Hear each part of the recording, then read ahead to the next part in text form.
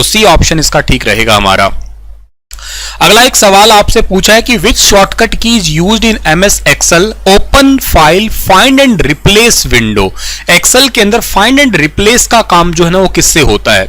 अच्छा, अगर यही बात मैं आपसे एमएस वर्ड में कहता ना तो शायद आपकी जुबान पे बात है, ये आपके जुबान पे तुरंत आंसर है, क्योंकि आप तुरंत मुझे कह देते क्या, इट्स कंट्रोल प्लस में एच। बहुत ही सिंपल है, आप तुरंत कह सकते थे ये बात, कंट्रोल प्लस में एच जो है ना इसका मतलब क्या होता है, फाइंड एंड रिप्लेस होता है। बट आप यहां पूछ रहे हैं मुझसे क्या, एक्सेल के अंदर पूछ रहे हैं कि फाइंड एंड रिप्लेस किससे करते हैं।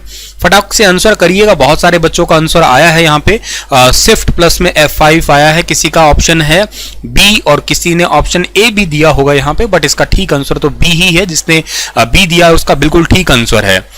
अच्छा, अगर मैं यही शॉर्टकट की पावर पॉइंट में लगाता तो आप दिमाग पे जोर डालिएगा, क्या इसका मतलब होगा। पावर पॉइंट में अगर यही शॉर्टकट की लगाता मैं तो इसका आंसर जो है ना बेटा हो जाता क्या, कि आप लोग पावर पॉइंट अगर यूज कर रहे होते तो पावर पॉइंट के अंदर जो है ना आप लोग इसका स्लाइड शो जो है ना, स्लाइड शो ये इससे ओपन कर लेते आप लोग। हाँ, स्लाइड शो में भी थोड़ा ध्यान रखना, इसका एक काम होता, स्लाइड शो में भी ये ना क्या करता, स्लाइड शो का इसका आपका होता फ्रॉम करंट स्लाइड। ठीक है, करंट स्लाइड का मतलब क्या है, करंट स्लाइड का मतलब ये हुआ आपका कि आपके पास में टोटल स्लाइड मान लेते हैं कि 100 है। ठीक है ना, टोटल स्लाइड आपके पास में 100 है और इन 100 स्लाइड में से आप लोग मान लेते हैं 15 नंबर स्लाइड से डेटा स्टार्ट करना चाहते हैं तो आप शिफ्ट प्लस में F5 दबाइए।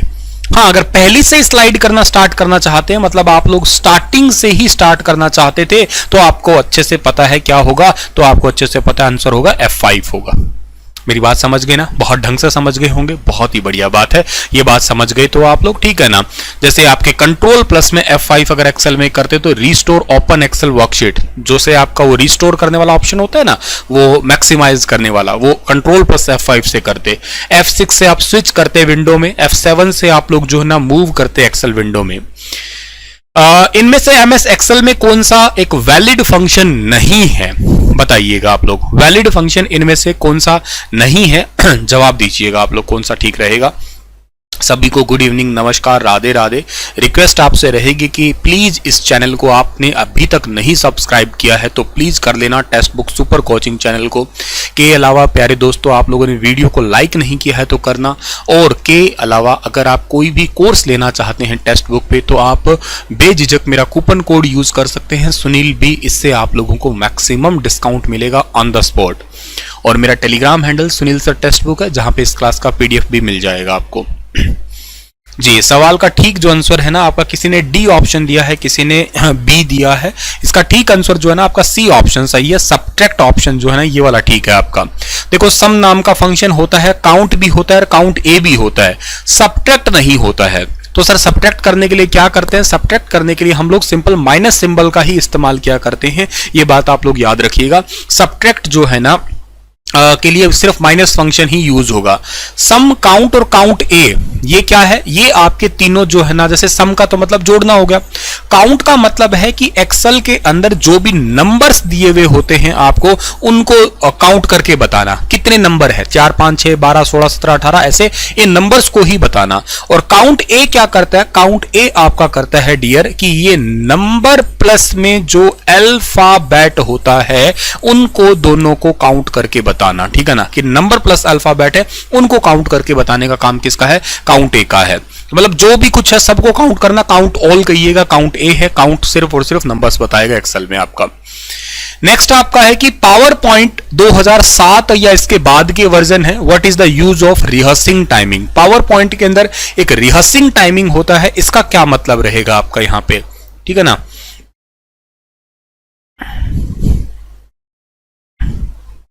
हाँ बेटा, कोई बात नहीं, करवा दूंगा, ठीक है।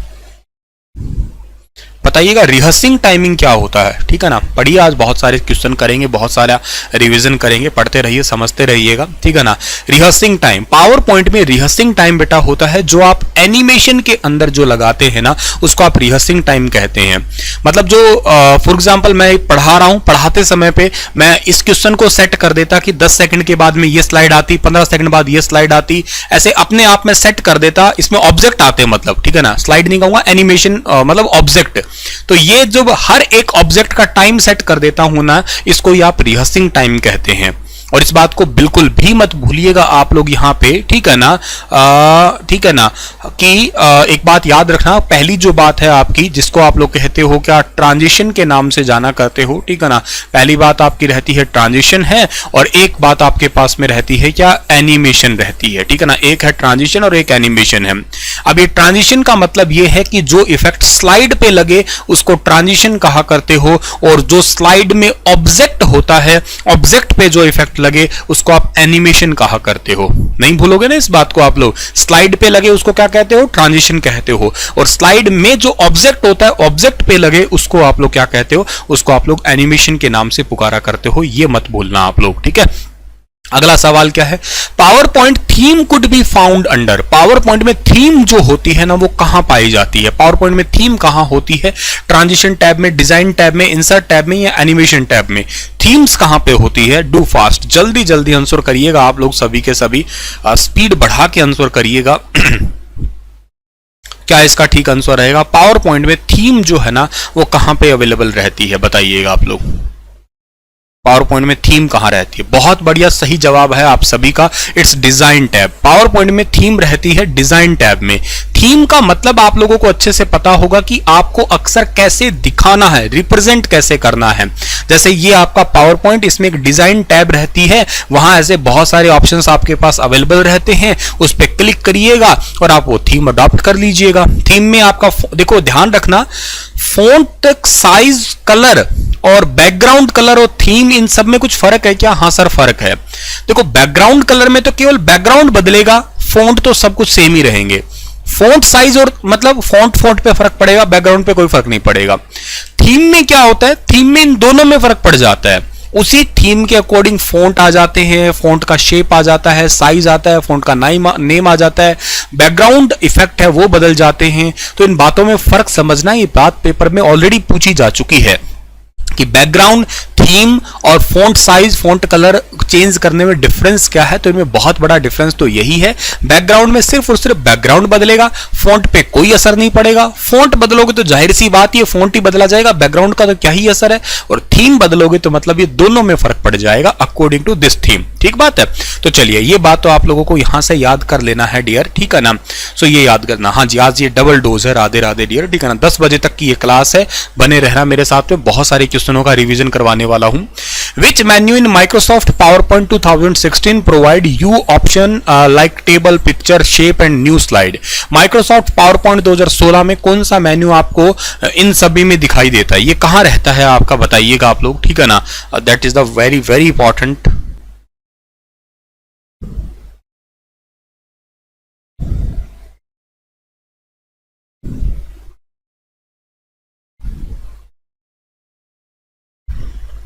इजी सवाल है।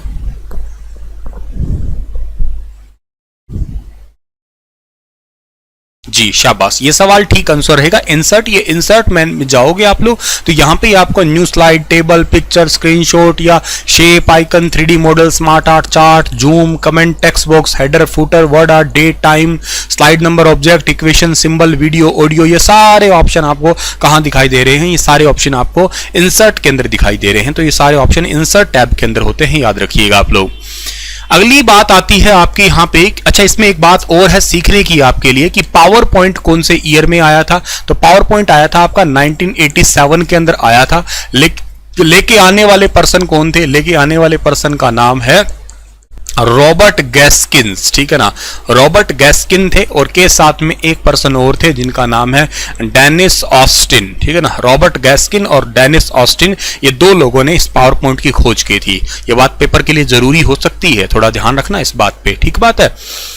PowerPoint key use to run the slide show from the beginning, एकदम इजी सवाल है, भाग के आंसर कर सकते हो। पावर पॉइंट में आपको चलाना है स्लाइड शो और स्टार्टिंग से चलाना है। तो इस क्लास को शुरू करते ही सबसे पहला क्वेश्चन में का आंसर मैंने यहीं पे ही आप लोगों को दिया था। पावर पॉइंट को अगर आपको स्लाइड शो चलाना है तो सबसे पहली बात है F5 ही दबाइएगा आप लोग। ठीक बात है, आपको सबको पता होना चाहिए। यहां चार ऑप्शन को एक्सप्लेन करता हूं मैं, तो F5 की बात करता हूं मैं। तो F5 क्या करेगा आपका, ये तो स्टार्टिंग से स्लाइड शो जो है ना चला देगा, ठीक है ना, स्टार्टिंग से स्लाइड शो चला देगा। अच्छा, इसके अलावा और ये क्या करता है, इसके अलावा ये रिफ्रेश करने का भी काम करता है, ये किसी वेबसाइट को रीलोड करने का भी काम करता है। F11 क्या करता है, ये आपका फुल स्क्रीन जो होती है, फुल स्क्रीन को इन और आउट करने के लिए होता है, याद रखिएगा। F11 का काम ये है आपके आगे, ठीक है ना। और F7 क्या करता है सर, F7 का काम होता है सर स्पेल चेक करना, ठीक है ना, स्पेल चेक करना। स्पेल चेक करने के लिए इसका यूज करते हैं। और अगर आप लोग शिफ्ट प्लस में F7 करते तो इसका क्या मतलब होता, इसका मतलब थेसोरस होता, यानी कि पर्यायवाची शब्द जो है ना वो आप लोग इससे निकाल लेते, सिनोनिम्स जिनको बोलते हैं ना वो वाला। शिफ्ट प्लस में F5 अभी बताया था, करंट स्लाइड शो चलाने के लिए आप लोग इसका यूज करते हैं, ठीक है ना। और एक्सेल में इसका क्या यूज था, एक्सेल में इसी का यूज था आपका जो आपका रिप्लेस, फाइंड एंड रिप्लेस करना, ठीक है ना। एक्सेल में अगर इसी का ही यूज करते हो आप लोग तो क्या यूज होगा, एक्सेल में यूज होगा इसका फाइंड एंड रिप्लेस, ठीक बात है, ठीक है। अगर तुम्हें चीजें समझ में आ रही है तो मुझे साथ के साथ तुम थंब प्रेस करके या हाँ जी सर समझ में आ रहा है लिखते रहना, के साथ साथ वीडियो को लाइक करते रहना। थोड़ी सी मेरी स्पीड ज्यादा रहेगी आज, ठीक है ना, थोड़ी सी स्पीड ज्यादा रहेगी इन द सेंस की मतलब नॉर्मली 1x पे पढ़ते हैं हम लोग, आज हम कोशिश करेंगे 1.5x और कभी कभी किसी किसी सवाल में 2x हो जाऊंगा, ठीक है ना। क्या ये तुम्हें मंजूर है, क्या ये तुम्हें मंजूर है? पैरेलल प्रिंटर होते हैं, पैरेलल पोर्ट पे रहते हैं कनेक्टेड प्रिंटर, और लैन कनेक्टेड रहते हैं ये, ठीक है। चलिए, तो ये तो बात समझ में आ गई आपको। अगली बात पे जाते हैं हम लोग। ये तो ठीक है बात। अगला सवाल है, अच्छा यहाँ पे कुछ शॉर्टकट की है ना पावर पॉइंट की, ये पावर पॉइंट की कुछ शॉर्टकट की है जो आप लोगों को हो सकता है जरूरी हो जाए, काम हो जाए। इनको थोड़ा जूम करके समझा देता हूं मैं, ठीक है ना। देखो पावर पॉइंट में आप लोग वीडियो, ऑडियो वगैरह वगैरह सब चीजें जो है ना वो ऐड कर सकते हो, ठीक है ना। ये तो देखो आप लोगों को कॉमन सेंस है, सबको पता ही है, ठीक है ना, कि पावर पॉइंट के अंदर आप लोग वीडियो, ऑडियो वगैरह सब चीजें जो है ना वो ऐड किया करते हैं डियर, ठीक है। अच्छा, वीडियो ऑडियो वगैरह तो सब चीज ऐड कर देते हो पावर पॉइंट में, ठीक बात है ये। लेकिन जो F5 है इससे आप प्रेजेंटेशन स्टार्ट करते हो, शिफ्ट प्लस में F5 है, इससे आप लोग करंट स्लाइड से स्टार्ट करोगे। Alt F5 है, ये प्रेजेंटेटर व्यू दिखाता है। ये बात बहुत इंपॉर्टेंट है, प्रेजेंटेटर व्यू दिखाना, ठीक है ना। जैसे प्रेजेंटेटर व्यू आप लोगों को पता है ना कैसा होता है, प्रेजेंटेटर व्यू होता है ये वाला, इसको प्रेजेंटेटर व्यू कहते हो। एक मेन स्लाइड यहां दिखाई देती है, एक स्लाइड का टुकड़ा यहां दिखाई देता है, और जो आपने नोट कुछ लिखा होगा तो वो यहां दिखाई देगा। ये होता है प्रेजेंटेटर व्यू आपका, ठीक है ना। तो ये प्रेजेंटेटर व्यू जो है ना आप लोगों को दिखाई देता है कहां पे, Alt प्लस F5 से, ठीक है ना। बाकी आपको सब चीजें ऑलरेडी पता ही है। हाँ, दो चीजें और है जो आपको समझाने की हो सकती है यहाँ पे। क्या, अगर आप लोग W प्रेस करते हैं तो इससे आपकी जो है ना व्हाइट स्क्रीन आती है, ठीक है ना, व्हाइट स्क्रीन, ठीक है ना। और अगर B प्रेस करते हैं तो इससे आपकी आती है ब्लैक स्क्रीन, ठीक है ना। W प्रेस करते हैं तो व्हाइट स्क्रीन और B प्रेस करते हैं तो आपकी आती है ब्लैक स्क्रीन, ठीक है। PowerPoint, the dotted area in empty slide are called. Dotted area खाली स्लाइड का ये क्या कहलाता है बताइएगा आप लोग।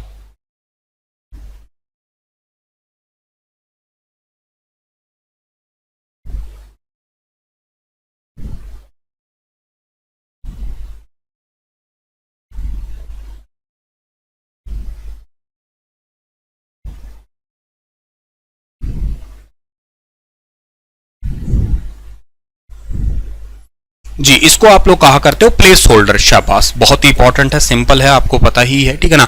इसको कहते हो आप लोग प्लेस होल्डर के नाम से जो है ना जाना करते हो, प्लेस होल्डर। प्लेस होल्डर में साइज भी आपने बताए हैं, बहुत बढ़िया। दो बॉक्सेस होते हैं, एक बॉक्सेस होता है इसको कहते हो TITLE टाइटल, और एक बॉक्स होता है जिसको आप लोग कहा करते हो क्या, सब टाइटल कहा करते हो। एक होता है टाइटल, एक सब टाइटल। टाइटल का साइज कितना होता है बाय डिफॉल्ट, 60 होता है। सब टाइटल का कितना होता है, 24 होता है। ये भी नहीं भूलोगे तुम लोग, ठीक है। अगला सवाल, the use of exact same font type, size and colour in title of all the slide in power point presentation. भाई आप लोग किसी भी पावर पॉइंट में कोई साइज सेट कर दो, कलर सेट कर दो, थीम सेट कर दो, और चाहते हो कि वो सब स्लाइडों में कॉमन हो जाए, एक जैसा है। जैसे मैंने सब स्लाइड में टेक्स्ट बुक सुपर कोचिंग रख रखा है, Sunil sir text book Telegram link लिख रखा है, मेरा कूपन कोड लिख रखा है सुनील भी, सब स्लाइडों में कॉमन आ रहा है। ऐसा करने के लिए मुझे कौन सा तरीका अपनाना पड़ेगा? तो ऐसा करने के लिए मुझे पावर पॉइंट के अंदर जाना पड़ेगा, व्यू टैब के अंदर, ठीक है ना। व्यू टैब के अंदर मैं जाऊंगा किसके अंदर? मास्टर व्यू के अंदर, ठीक है ना, मास्टर व्यू। और मास्टर व्यू में मैं जाऊंगा किसके पास में? मैं जाऊंगा स्लाइड मास्टर के अंदर, स्लाइड मास्टर। और स्लाइड मास्टर में ध्यान रखना, पावर पॉइंट की जो पहली स्लाइड होती है, पावर पॉइंट की पहली स्लाइड को, पावर पॉइंट की जो पहली स्लाइड होती है आपकी, ठीक है ना, पावर पॉइंट की पहली स्लाइड को क्या कहते हैं? पावर पॉइंट की पहली स्लाइड को हम लोग कहते हैं मास्टर स्लाइड। ये याद रखना, पावर पॉइंट की जो पहली स्लाइड होती है उसको हम लोग मास्टर स्लाइड के नाम से जाना करते हैं। मास्टर स्लाइड कहते हैं पावर पॉइंट की पहली स्लाइड को, ये याद रखिएगा आप लोग। पावर पॉइंट की पहली स्लाइड को मास्टर स्लाइड कहते हैं हम लोग। जो यहां चेंज करेंगे वो हर जगह चेंज, मतलब ओवरऑल सब में चेंज हो जाएगा आपका। तो यहां इस सवाल का ठीक आंसर क्या होगा? स्लाइड मास्टर सही आंसर रहेगा। एक बात हुई। दूसरी बात याद रखना, इसी व्यू के अंदर एक तो मास्टर व्यू होता है, एक होता है हैंडआउट मास्टर, ठीक है ना, एक होता है हैंडआउट मास्टर होता है, ठीक है ना। अच्छा, हैंडआउट मास्टर क्या होता है सर? हैंडआउट मास्टर का मतलब ये होता है आपका कि ये जो आपका ऑप्शन रहता है यहां पे, इसका प्रॉपर मीनिंग है कि आप हेडर एंड फुटर ऐड करना चाहते हो। पावर पॉइंट में क्या ऐड करना चाहते हो आप लोग? Header and footer, header and footer. ये क्वेश्चन पूछा जाता है आपसे बहुत बार। अगर पावर पॉइंट में अगर आप लोग हेडर एंड फुटर ऐड करना चाहते हो तो किससे ऐड करोगे? तो आप लोग इसी से ही ऐड कर पाओगे, ये याद रखना। और एक व्यू में ऑप्शन और होता है जिसको कहा करते हो आप लोग नोट्स मास्टर, ठीक है ना। इसमें तो आप लोग नोट्स ऐड करना चाहते हो, ये भी याद कर लेना जी, ठीक है। चलिए सर, समझ गए इसको आप लोग। और स्लाइड शॉर्टर क्या होता है? चलो बताओ बताओ, स्लाइड शॉर्टर क्या होता है? स्लाइड शॉर्टर, कुछ ही बच्चे जवाब लिख रहे हैं, बाकी बच्चे क्या कर रहे हैं भैया? तुम भी लिखो। और थोड़ा शेयर वेयर कर दो, वीडियो को लाइक भी कर दो। हाँ, स्लाइड शॉर्टर में सभी के सभी पावर पॉइंट की स्लाइड को एज ए थंबनेल टाइप से देखना ही आपका स्लाइड शॉर्टर कहलाता है, ठीक है ना। एक थंबनेल टाइप से देखना, और वहां पे आप लोग स्लाइड्स को अरेंज भी कर सकते हो, ठीक है ना। सभी स्लाइड्स को अगर आप अरेंज करना चाहते हो तो उसी के लिए ही आप लोग यूज करते हो ये। चलिए सर, ये तो हो गया। अगला सवाल आपका क्या रहेगा? ये देखो, ये ऑप्शन रहे आपके, ठीक है ना। Slide master, handout master, notes master, ठीक है ना। ये तीनों आप लोगों को याद रखने हैं। चलिए आगे बढ़ते हैं। तो Microsoft first introduced an operating environment. अच्छा, माइक्रोसॉफ्ट पहली बार इंट्रोड्यूस कब हुआ था ये बताओ आप लोग। माइक्रोसॉफ्ट पहली बार इंट्रोड्यूस कब हुआ था और किसने किया था? मैंने अभी आप लोगों को शायद बताया होगा ये, ठीक है ना। तो बताइएगा आप लोग।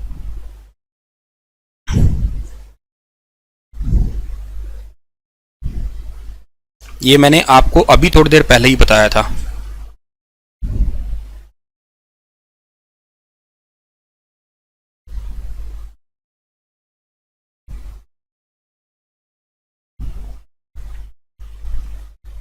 जी, 1987 रॉबर्ट गैस्किन, ठीक है ना। अगर आपके नाम नहीं लिखा किसी ने, ठीक है ना। माइक्रोसॉफ्ट तो ठीक है से 1965। अरे बाप रे बाप, इतने पुराने सालों में कहां चले गए तुम लोग, ठीक है ना। रॉबर्ट गैस्किन का नाम किसी ने लिखा ही नहीं है, ठीक है ना। डेनिस ऑस्टिन और रॉबर्ट गैस्किन, ये दो नाम किसी ने लिखे ही नहीं है, ठीक है ना। 87 लिखना चाहिए। अच्छा, विंडोज थी क्या ये? अरे अरे अरे, माफ करना, सॉरी यार, मेरे दिमाग में पावर पॉइंट चल रहा था। मेरे को लगा यार 87 क्यों नहीं दिया, रॉबर्ट गैस्किन क्यों नहीं लिखा तुमने। 65 वाला चलो ठीक नहीं था, 85 तो ठीक था। हाँ, माफ करना यार, आई एम वेरी सॉरी, मेरे दिमाग में चल रहा था, मैं पावर पॉइंट पूछ रहा हूँ तुमसे, ठीक है ना। हाँ ठीक है, 85 ठीक है। और माइक्रोसॉफ्ट विंडोज है, माइक्रोसॉफ्ट कंपनी ने बनाया है, ठीक बात है, ठीक है ना। माइक्रोसॉफ्ट, हरियाणवी भाषा में गाना गा के माफी मांग लेता हूँ, सॉरी डार्लिंग, सॉरी डार्लिंग, ठीक है। तो माइक्रोसॉफ्ट इस सवाल का ठीक आंसर है। और माइक्रोसॉफ्ट जो है ना, इसने बनाया था विंडो, ये आपका 1.0 था, लेकिन विंडो 95 जो था ना वो बड़ा इंपॉर्टेंट था, याद रखना। इसमें पहली बार स्टार्ट बटन आया था, ठीक है ना। इसमें पहली बार क्या आया था आपका? स्टार्ट बटन आया था, इसके अंदर स्टार्ट बटन था। लेटेस्ट विंडो कौन सा है? लेटेस्ट विंडो है विंडो 11 है, ठीक है ना। ये अक्टूबर 2021 का है, वैसे तो जून 2021 में था, लेकिन फाइनल अपडेट होकर ही अक्टूबर तक आया था आपका। सी लैंग्वेज है, कोबोल है, फोर्ट्रान है, ये सारी लैंग्वेज कौन सी पीढ़ी की थी बताना।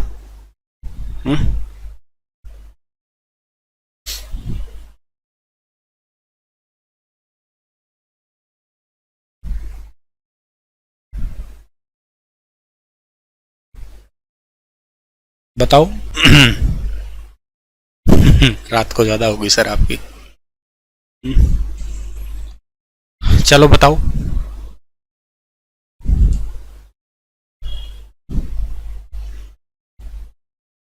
दूसरी पीढ़ी है, तीसरी पीढ़ी है, बताओ भैया। हम तुम तीसरी पीढ़ी पे चल रहे हो तो हम भी तीसरी पीढ़ी में चले जाते हैं आपको लेके। लेकिन अब छोटा सा डाउट हो सकता है आपका कि गुरुजी ये फोर्ट्रान जो है ना, हमने तो दूसरी पीढ़ी का ही सुना है, ठीक है ना। हाँ देखो, ये इन्होंने यूज जो ज्यादा हुआ था ना वो तो थर्ड में ही था, लेकिन जो लॉन्च हो गया था वो 1957 में हुआ था फोर्ट्रान। ये पहली आपकी FORTRAN फोर्ट्रान जो है ना, ये आपकी पहली हाई लेवल लैंग्वेज थी, ठीक है ना, पहली हाई लेवल लैंग्वेज थी, ठीक है ना, पहली हाई लेवल लैंग्वेज थी, ये पहली हाई लेवल लैंग्वेज थी आपकी ये फोर्ट्रान। फोर्ट्रान का फुल फॉर्म पता है? Formula translation. यूज कहां होती है? मैथ और साइंस के लिए यूज होती है, मैथमेटिकल और साइंस पर्पज के लिए। पहली बार इसका वर्जन आया था फोर्ट्रान 1, लेकिन तीसरी पीढ़ी में जो है ना इसके वर्जन थे आपके कौन से? फोर्ट्रान, ठीक है ना। फोर्ट्रान का सेकंड से लेके फोर्थ वर्जन तक जो है ना वो यूज किया गया था। ठीक बात होगी। चलो सर आगे बढ़ते। The slogan write once run anywhere, लिख लो एक बार, चलाओ कहीं पे भी जहां तुम्हारा दिल करता है। ये कौन सी भाषा का स्लोगन है? कोबोल, जावा, HTML, XML? बोलो सरकार। लिख लो कहीं पे भी और चलाओ कहीं पे भी। ऐसी भाषा का कौन सी भाषा है ये जिसका ये स्लोगन दिया गया था? बोलो जरा। लिख लो कहीं पे भी और चलाओ कहीं पे भी से।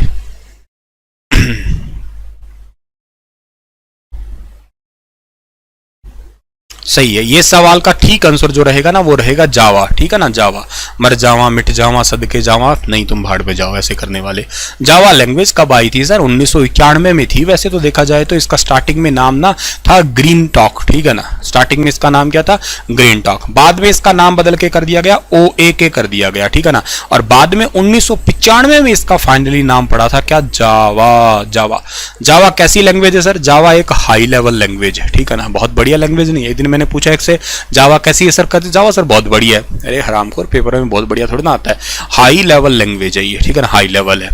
सर इसको बनाने वाले कौन थे? इसके पापा कौन थे? ठीक है ना, जावा लैंग्वेज के पापा, ठीक है ना। जावा लैंग्वेज के पापा का नाम था जेम्स गॉसलिंग, ठीक है ना। कौन थे? जेम्स गॉसलिंग, ठीक है ना, ये थे जावा के पापा। सर जावा के दादा कौन थे? मतलब कंपनी कौन सी थी इसकी? हाँ कंपनी, तो इसकी कंपनी का नाम था Sun micro system. Sun micro system, Sun micro system. जावा की मम्मी नहीं पूछेंगे, ठीक है ना, वो कोई जरूरी नहीं है, ठीक है ना।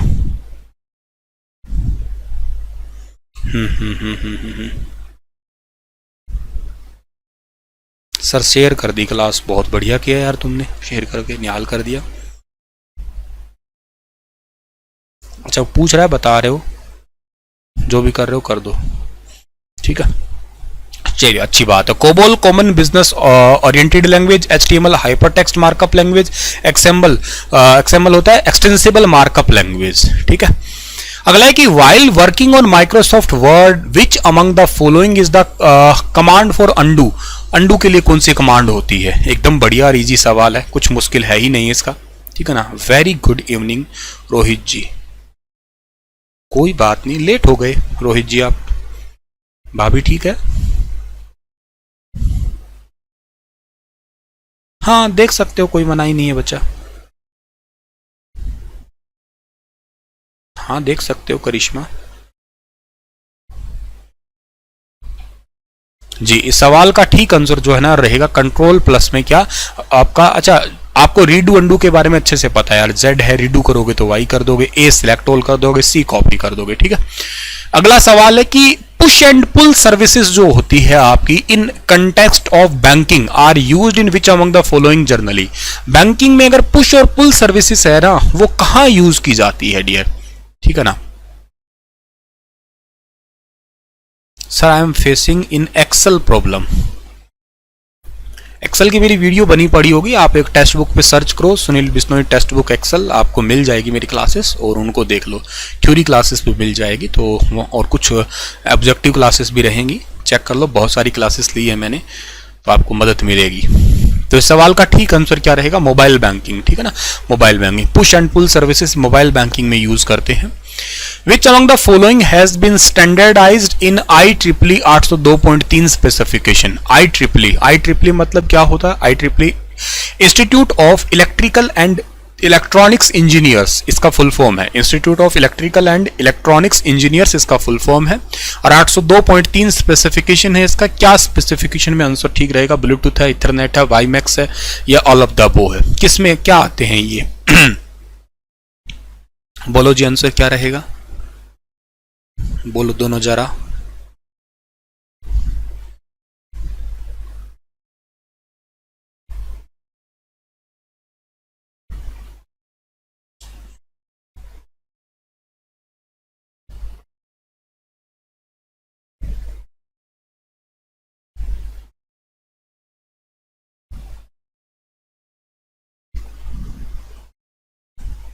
जी सर, ये सही आंसर है इथरनेट। इथरनेट को आप लोग लैन भी कहा करते हो, पता है ना आप लोगों को? लैन का मतलब क्या होता है सर? लोकल एरिया नेटवर्क, ठीक है ना। क्या होता है सर? लोकल एरिया नेटवर्क के नाम से लैन को आप लोग जाना करते हैं डियर, ठीक है ना। लोकल एरिया नेटवर्क इसके नाम से इसको जाना करते हैं डियर, ठीक है। चलो सर आगे बढ़ते हैं। अगला क्वेश्चन आपका क्या है कि ALU तो सबको पता है क्या लिखना, ठीक है ना। विच of the following works both has input and output device? Input output दोनों की तरह कौन काम करता है बताना।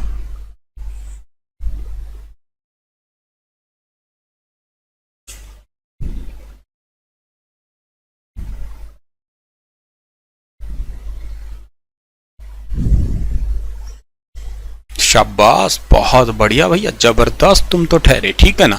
देखो अगर मैं कहता हूं आप लोगों को कि एक मशीन होती है जिसको कहते हो फैक्स मशीन। फैक्स का नाम क्या होता है? फैक्स का मतलब होता है आपका फैक्सिमाइल मशीन। अगर मैं तुम्हें कहता हूं क्या, एक होता है आपके आगे टच स्क्रीन, ठीक है ना, टच स्क्रीन। अगर मैं कहता हूं तुम्हें क्या, नेटवर्क कार्ड, ठीक है ना, नेटवर्क कार्ड कहता हूं मैं तुम्हें, कंप्यूटर के अंदर होते हैं। अगर मैं कहता हूं तुम्हें ऑडियो वीडियो कार्ड, ठीक है ना, ऑडियो वीडियो कार्ड। मैं तुम्हें कहता हूं हाइब्रिड कंप्यूटर, ठीक है ना, हाइब्रिड कंप्यूटर। हाइब्रिड कंप्यूटर का मतलब ये हो गया जिसके अंदर एनालॉग, ठीक है ना, एनालॉग प्लस में डिजिटल दोनों होते हैं, उसको हाइब्रिड कहते हैं आप लोग। जैसे कि आप लोग एग्जांपल में ATM मशीन कह सकते हैं। हॉस्पिटल के अंदर इंसेंटिव केयर यूनिट जो होती है, ICU मशीन हो सकती है, वेंटिलेटर वगैरह। आप पेट्रोल पंप की मशीन जो है ना वो कह सकते हैं। आप multi function computer, multi function computer नहीं, मल्टी फंक्शन प्रिंटर का एग्जांपल ले सकते हैं। मल्टी फंक्शन प्रिंटर जो फोटोकॉपी वाली दुकानें होती है ना, उसमें स्कैनर, प्रिंटर, आउटपुट सब कुछ ही होते हैं, ठीक है ना, ये सब कुछ हो गया। अच्छा, इसके अलावा आप लोग कैम कोडर भी कह सकते हो, ठीक है ना। These all are including modem, input as well as output both device. ये सारे के सारे जो है ना IO डिवाइस होते हैं, ये याद रखना आप लोग। इनको आप लोग बोथ डिवाइस के रूप में जाना करते हैं, ठीक है। ठीक है ना।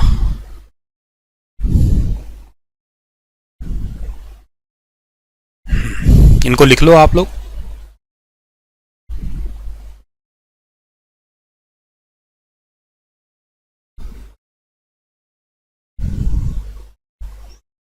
चलिए लिख लिया। ये बाकी लोग क्या हैं फिर? ये केवल आउटपुट है, ये इनपुट है, और ये आपका क्या है?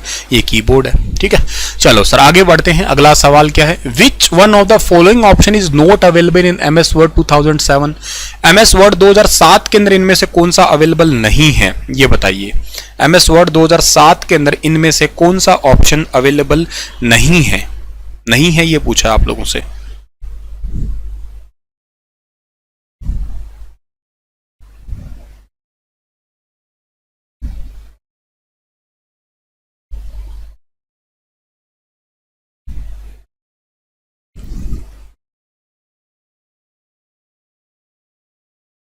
मर्ज टेबल किसी ने ऑप्शन दिया है, या मर्ज सेल है? दो चीज है, मर्ज टेबल भी है, मर्ज सेल भी है। तो क्या इसका ठीक आंसर रहेगा आपका? मर्ज टेबल वाला तो बच्चा एक ही है यहाँ पे, बाकी सारा का सारा, एक सेकंड, मल्टी प्रोसेसिंग और मल्टी प्रोग्रामिंग में डिफरेंस क्या है सर? बताता हूँ बच्चा, देखो क्या है, पहले इस सवाल का आंसर दे दूं उसके बाद में बताऊंगा, ठीक है। इसका ठीक आंसर मर्ज टेबल रहेगा, ठीक है ना, मर्ज टेबल इसका ठीक आंसर है। मर्ज सेल तो हो सकते हैं, मर्ज टेबल कुछ नहीं है। Similar to adding a row और कॉलम बट इट और place in a one cell inserted a group cell, तो आप मिला तो सकते हो, मर्ज टेबल जैसा कुछ नहीं है यहाँ पे ऑप्शन आपको मिलता है डियर, ठीक है। ये तो एक्सेल का था। अच्छा, एक बच्चे ने यहाँ पे पूछा, बहुत सवाल कंफ्यूजिंग तो है उसमें ही, क्या एक वर्ड होता है बेटा जिसका नाम है मल्टीटास्किंग, ठीक है ना, मल्टी टास्किंग। एक वर्ड होता है आपका जिसको कहा करते हैं मल्टी प्रोसेसिंग, ठीक है ना, मल्टी प्रोसेसिंग। और एक वर्ड होता है आपका मल्टी प्रोग्रामिंग, ठीक है ना, मल्टी प्रोग्रामिंग, ठीक है। ये तीन वर्ड है आपके पास में, ठीक है। मल्टीटास्किंग का मतलब क्या होता है कि जो एक साथ बहुत सारे काम करे, जैसे वर्सेटाइल कहते हैं ना, ये वर्सेटाइल ही कह सकते हो, सिनोनियम वर्ड है आपका वर्सेटाइल का। जैसे कहते हैं he is a very versatile actor, she is a very versatile actress, नाच भी सकती है, गा भी सकती है और एक्टिंग भी बहुत अच्छी करती है, तो ये मतलब 2 4 5 अच्छे काम कर लेती हैं, तो वर्सेटाइल एक्टर आप उसको कह सकते हो। मल्टीटास्किंग वो हो सकता है। सुनील सर आपको यहाँ पे अभी फिलहाल कंप्यूटर पढ़ाते दिख रहे हैं, थोड़ी देर बाद आपको कहीं करंट अफेयर पढ़ाते दिख जाए, अगली बार आपको बायोलॉजी पढ़ाते दिख जाए, अगली बार आप लोगों को ज्योग्राफी पढ़ाते दिख जाए, आपको हो गया सुनील सर बड़े मल्टीटास्किंग टीचर है, मतलब बहुत सारे काम कर लेते हैं। और यहाँ करने के बाद में अगर आप मेरे को घर पे आके देखो तो पापा मेरे को गार्डनिंग में भी लगाए रखते हैं। मैं वैसे खाना भी बहुत अच्छा बनाता हूँ, पर्सनली सच्ची बता रहा हूँ, मेरी कुकिंग बहुत अच्छी है, ठीक है ना। और मदर मतलब बचपन से बीमार रहते थे, तो वो यूं कहिएगा स्टार्टिंग में तो इसे मजबूरी में अडॉप्ट करना पड़ा, लेकिन न जाने कब उसको फिर मैंने हॉबी बना लिया। तो खैर अब तो घर में मतलब बहुत अच्छा, कभी कोई गेस्ट वेस्ट आते हैं तो अच्छे से खाना या सब्जी स्पेशली बनाने के लिए मुझे ही कहा जाता है। रुमाली रोटी, यहाँ गर्ल्स बैठी होगी उनको रुमाली रोटी बनानी आती कि नहीं आती आई डोंट नो, पर मुझे बहुत अच्छे से आती है बनानी भैया। तो मतलब ये मल्टीटास्किंग हो गया, समझ लो।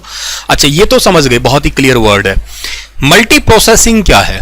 मल्टी प्रोसेसिंग बहुत सारे प्रोग्राम, ये कंप्यूटर मल्टीटास्किंग में आता है, ध्यान रखना। आपके हाथ में फोन है, ये मल्टीटास्किंग में आता है, इसको माइक्रो कंप्यूटर के नाम से जानते हो आप लोग, याद रखना। जो आपका फोन है वो मल्टीटास्क कई सारे काम कर सकता है एक बार में। काम तो खैर यूजर तो एक ही होता है, पर काम कई सारे कर सकता है, ये गाने भी चला लेगा, सब कुछ काम कर सकता है एक बार में। मल्टी प्रोसेसिंग एक बार में बहुत सारे प्रोग्राम अपने पास में रखना, जाहिर सी बात है जो मल्टीटास्किंग होगा वो मल्टी प्रोसेसिंग पे तो अप्लाई होएगा ही होएगा, कॉमन सेंस है।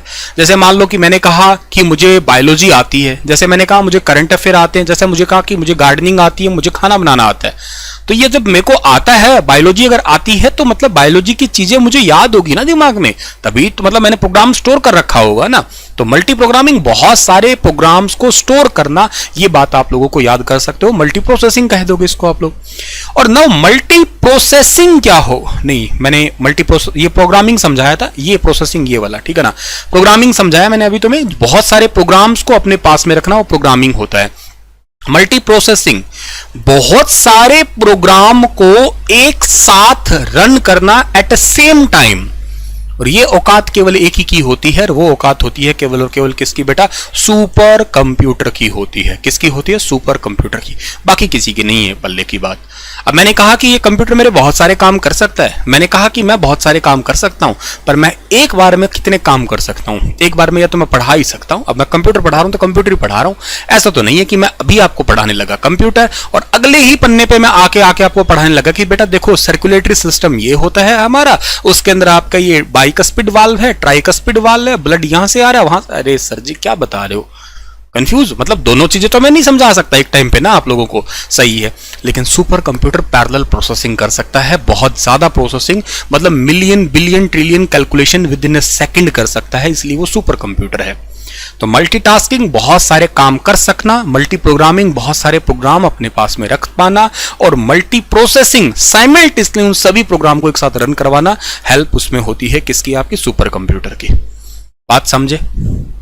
अगर जिसने सवाल पूछा था उसको समझ में आ गया है तो बता दो मुझे आप लोग।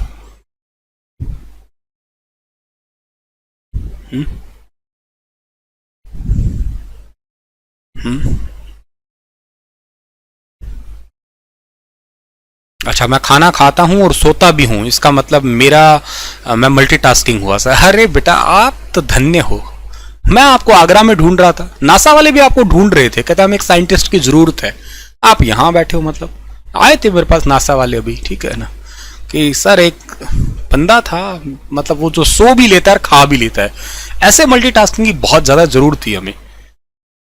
उधर आगरा वाले ढूंढ रहे थे, वो मैं पागल खाने की बात नहीं कर रहा आगरा की, आपने क्या सोच लिया पता नहीं यार, ठीक है। चलिए आगे बढ़ते हैं, अगला सवाल क्या है, जिसने पूछा उसको समझ में आ गया होगा। इन MS Excel 2010 the extension for Excel 2010 template file, template file का एक्सटेंशन क्या होता है ये बताइएगा आप लोग। टेम्पलेट फाइल का एक्सटेंशन क्या होता है, एकदम इजी सवाल है, कोई गलत नहीं करेगा।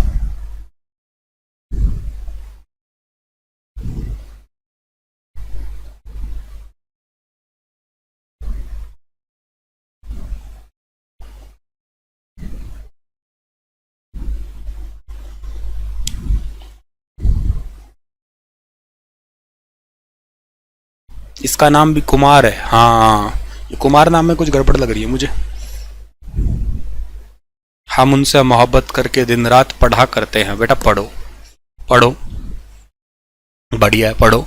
इसका ठीक आंसर XLTX, ठीक है ना, XLTX ठीक है, सही इसका आंसर यही है, XLTX। टेम्पलेट पता है ना सब लोगों को क्या होता है, टेम्पलेट मतलब जो प्री डिफाइंड डिजाइन जो पहले से तैयार किए हुए वही आपका होता है, ठीक है। और M जो हो लगा हो तो मैक्रो अनेबल्ड है, S लगा है तो सिंपल स्प्रेडशीट फाइल के लिए होता है, ये तो खैर सबको पता है आपका। कंट्रोल I सब बच्चों को पता हो तो होगा, इटैलिक के लिए होता है, ठीक है ना, थोड़ा तिरछा लिखा करते हैं ना आप लोग, ठीक है ना, ये रहते हैं आपका यहां पे, ठीक है। चलिए आगे बढ़े, ये कुछ शॉर्टकट की, इटैलिक के लिए B बोल्ड के लिए, U अंडरलाइन, X कट के लिए, C कॉपी के लिए, Z जो होता है वो अंडू के लिए होता है। अच्छा मुझे एक बात बताओ, ये कट कॉपी पेस्ट है ये हमेशा कौन सी मेमोरी से रिलेटेड है, कट कॉपी पेस्ट है कौन सी मेमोरी से रिलेटेड है, लिखो चलो कमेंट में जल्दी। कट कॉपी पेस्ट कौन सी मेमोरी से रिलेटेड है ये, शाबाश। एक टेम्परेरी मेमोरी होती है जिसका नाम क्या है, जिसका नाम है आपका क्लिप बोर्ड, ठीक है, clip board, clip board memory है, उससे रिलेटेड है ये सारे, ठीक है। चलिए आगे बढ़े, तो what is the length and width of A3 sheet, A3 sheet की लेंथ और विड्थ क्या रहती है। सर बुक से मोहब्बत करके दिन रात बड़ा करते हैं, हाँ बिल्कुल अर्जुन सही बात है। लेंथ और विड्थ जो है, विड्थ लेंथ जो है ना क्या रहेगी आपकी बताओ।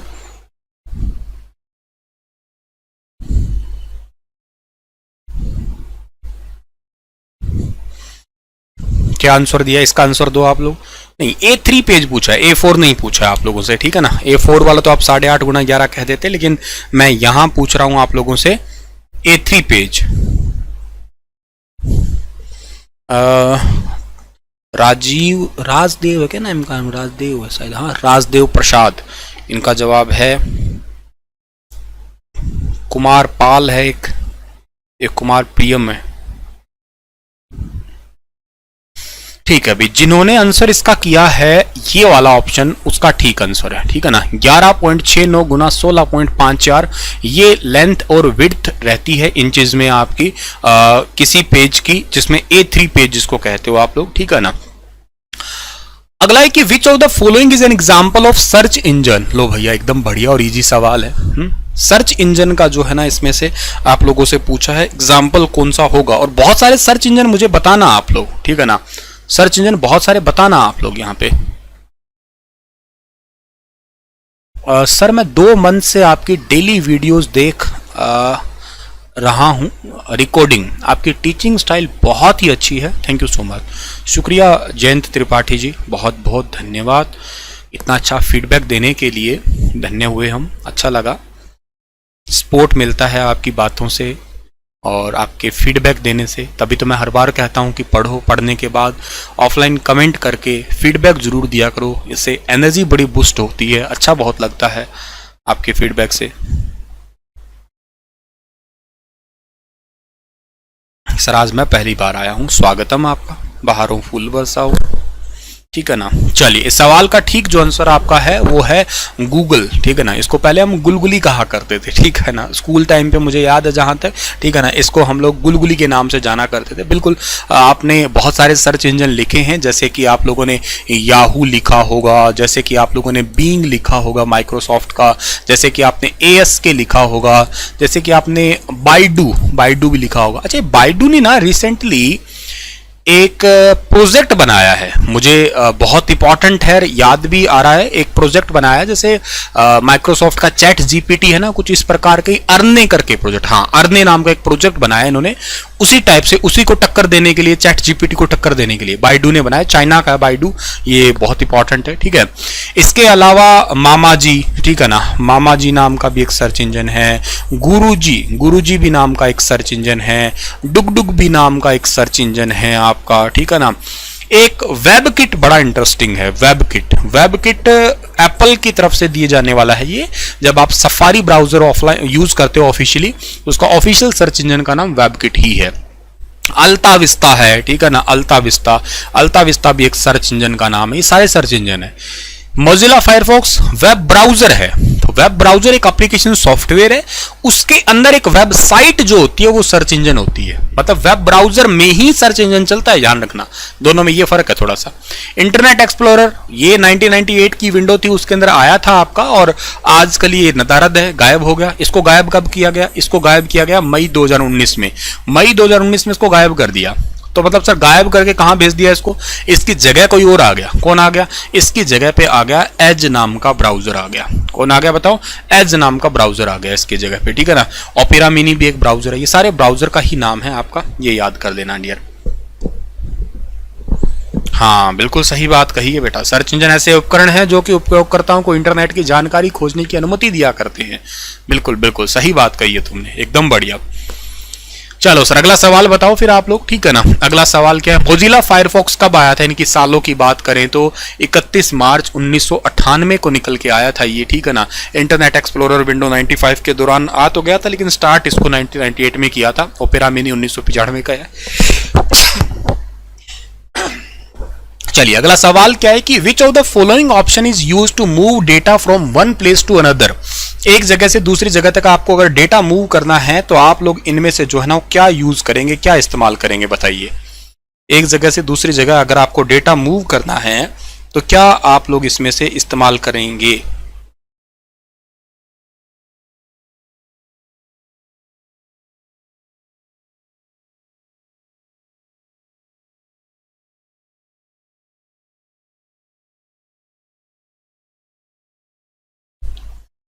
जी, मूव करने के लिए देखो क्या है कि बहुत सारे बच्चे कंफ्यूज होते हैं, सर कॉपी और कट में क्या फर्क है। कॉपी का मतलब होता है कि आप एक जगह से डेटा कॉपी किए हैं, दूसरी जगह भी लेके जाओगे ना तो पिछली जगह भी रहेगा और अगले वाली जगह भी आ जाएगा। लेकिन कट का मतलब होता है कि मूव करना। तो हमेशा जब भी मूव की बात करते हो तो कट एंड पेस्ट करते हो आप लोग। अच्छा, आप एक बार कॉपी कर लेते हो तो डेटा कितनी बार पेस्ट कर सकते हो आप लोग बता सकते हो? कितनी बार पेस्ट कर सकते हो? सर बहुत बढ़िया पढ़ाते हो, काफी अच्छी तरीके से, शुक्रिया बेटा। विशाल बताना कितनी बार आप पेस्ट कर सकते हो? सर कोई अंदाजा नहीं है इसका, अनलिमिटेड बार, जब तक आपका दिल चाहे आप चिपकाते रहो, कोई मना नहीं है। Which of the following feature is used to apply motion effect in between slide exit and another enters? बहुत ढंग का सवाल है, ढंग का ही जवाब मिलना चाहिए। सवाल पता क्या किया, ढंग से समझना। इन्होंने कहा है कि एक स्लाइड चल रही है, पीछे पीछे दूसरी भी आ रही है, ठीक है, टमक टमक टमक टमक चल के आ रही है, एक गई दूसरी आई, इन दोनों के बीच में कुछ मोशन हुआ, कुछ चेंजेस हुआ। सर जैसे यहां से यहां तो कोई चेंजेस नहीं हुआ, कोई मोशन नहीं हुआ, लेकिन अगर इनमें मैं थोड़ा मोशन लगा देता, लाइक क्या लगा देता मैं, अभी दिखाता हूं तुम्हें मैं, ठीक है ना, कैसे दिखाऊं, इधर नहीं दिखा, इधर दिखाते हैं, ठीक है ना, अभी दिखाता मैं तुम्हें, अभी दिखाता मैं तुम्हें, ठीक है ना, मेरा फेवरेट मोशन में लगा के दिखाता हूं अभी मैं, ठीक है ना। ये देखो ये मोशन होगा, ठीक है ना, ये कुछ चेंज हुआ, ठीक है ना, पिछली स्लाइड थी और इससे अगली ये स्लाइड आई, ठीक है ना, ये देखो, हाँ ये स्लाइड, एक स्लाइड से दूसरी स्लाइड पे कुछ ऐसा ऐसा हुआ, ये देखो पर्दा सा कुछ खुल रहा है, ठीक है ना। ये क्या होता है? पूछा ये है कि ये क्या होता है, इसको क्या बोलते हो, इसको क्या बोलोगे, एनिमेशन बोलोगे, इसको स्लाइड डिजाइन बोलोगे इसको आप लोग, ठीक है ना, या इसको आप लोग स्लाइड ट्रांजिशन बोलोगे, या एनिमेशन ऑब्जेक्ट बोलोगे, क्या बोलोगे बताओ।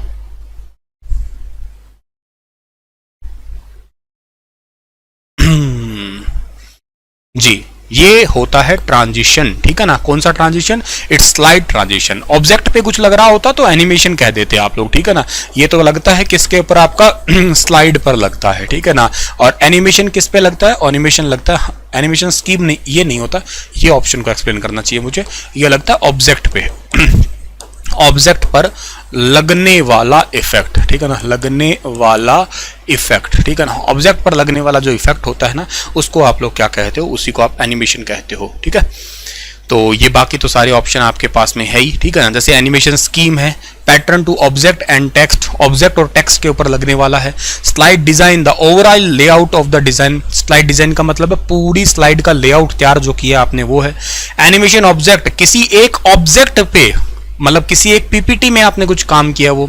ट्रांजिशन, अगली स्लाइड कैसे दिखाई देगी वो है। Input device most commonly used on laptop for routine operation, कौन सा इनपुट डिवाइस मोस्ट कॉमनली आप लोग यूज किया करते हैं? ये तो खैर ज्यादा मुश्किल आपके लिए सवाल मैंने पूछा नहीं है तो इजी सवाल ही।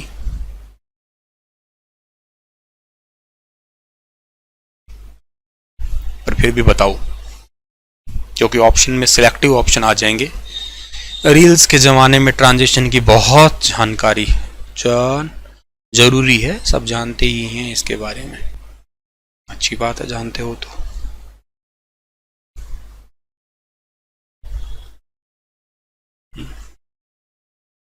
चलिए जी, इस सवाल का ठीक आंसर देखो क्या है, कीबोर्ड माउस इनपुट है, ठीक है, ये तो आंसर हो गया।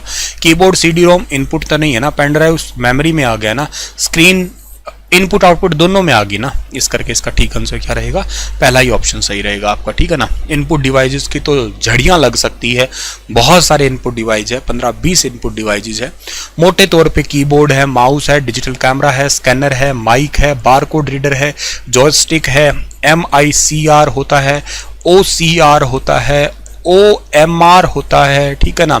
इसके अलावा आपके पास में STYLUS स्टेलस पेन होता है, इसके अलावा आपके पास में लाइट पेन होता है, ठीक है ना। इसके अलावा आपके पास में स्मार्ट कार्ड रीडर होता है, ठीक है ना, स्मार्ट कार्ड रीडर होता है जो चिप वगैरह को रीड करके चलाता है। इसके अलावा ऑटोमेटिक डॉक्यूमेंट फीडर होता है, ऑटोमेटिक डॉक्यूमेंट फीडर ADF होता है आपका। These all are input devices. Webcam भी एक आपका इनपुट डिवाइस है, वेबकैम भी एक इनपुट डिवाइस है। ये सारे के सारे इनपुट डिवाइसेस हैं जो सारे के सारे आपके काम आते हैं डियर, ठीक है ना। हाँ बेटा, अब कल तो पेपर ही हो जाएगा, लास्ट डे समझो, ठीक है ना। मतलब CGL वालों के लिए कल पेपर ही हो जाएगा ना, कल, आज 1 तारीख तो है ही है, कल पेपर है ही है, ठीक है।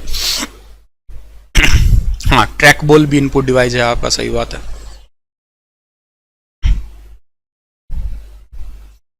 QR code, quick response, QR का मतलब जॉयस्टिक तो इधर पड़ा है ना लिखा हुआ। चलिए, आउटपुट डिवाइस भी आपको पता है, मॉनिटर होता है जिसको वीडियो कहते हैं, विजुअल डिस्प्ले यूनिट कहते हैं, प्रिंटर कहते हैं, प्लॉटर भी है, मल्टीमीडिया प्रोजेक्टर भी है, स्पीकर है, ये सारे सारे आउटपुट डिवाइस पे आते हैं डियर, ठीक है ना। Tension is increasing, hi hi, tension काहे लेते हो यार, डरना किस बात का है, टेंशन किस बात की लेनी है। एकदम मतलब दिल फेंक आशिक की तरह जाना एग्जाम के अंदर, ठीक है ना। तुमने जितनी तैयारी करनी थी, टेंशन लेने वाले दिन थे वो होते हैं पेपर से पहले पढ़ने के लिए। पेपर वाले दिन को टेंशन थोड़ी ना लेनी होती है, पेपर वाले दिन बिल्कुल चिल करना होता है, मस्त हो गए, ठीक है ना। अब आराम से अपना जाना और चीज़ों को मेमोराइज कर लिया, ठीक है, अभी मस्त होके जाना। टेंशन लेने वाले दिन पीछे गए, अब टेंशन लेने वाले दिन नहीं है, अब तो उनको इम्प्लीमेंट करना जो आपने पढ़ा है, ठीक है ना। घोच पोच नहीं करना, परेशान नहीं होना। हाँ, वाह वाह वाह, कितनी टेंशन उनको मिला के एक शराब बनती है।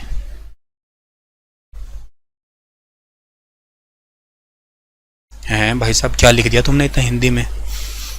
निर्गम यंत्र किसी कंप्यूटर या कंप्यूटर प्रणाली से जुड़ा एक ऐसा यंत्र होता है जो सूचना ले और उसे कंप्यूटर के दिए हुए निर्देशों के अनुसार किसी रूप में प्रदर्शित करे। वाह अर्जुन वाह, आपकी कॉपी पेस्ट स्किल बहुत अच्छी है, सीरियसली गूगल से अच्छा कॉपी करते हो, अच्छा पेस्ट करते हो, बहुत बढ़िया। ओके सर, मैं हिमाचल प्रदेश में JOAIT के लिए पढ़ रहा हूं। अच्छी बात है बच्चा, शुभकामनाएं आपको। सर CGL में जो नोटिस दिया है वर्ड प्रोसेसर, स्प्रेडशीट और जनरेशन ऑफ स्लाइड, प्रैक्टिकल में है या थ्योरी में? कंप्यूटर प्रैक्टिकली नहीं हो, थ्योरी आपके क्वेश्चन पूछे जाएंगे, ठीक है ना। जो आपके 20 क्वेश्चन आएंगे, पर क्वेश्चन 3 नंबर का है, 60 नंबर का होगा, ठीक है।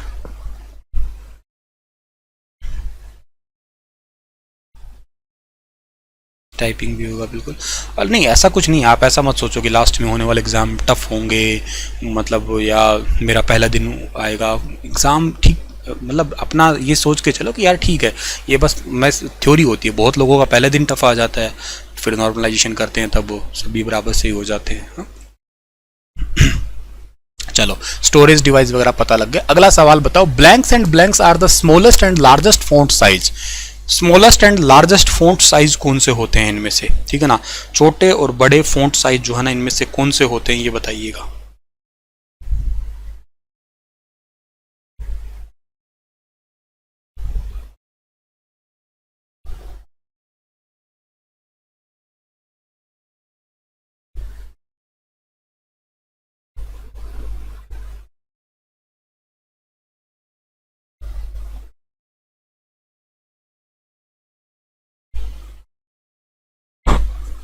ये तो हमने बहुत बार पढ़ा है ना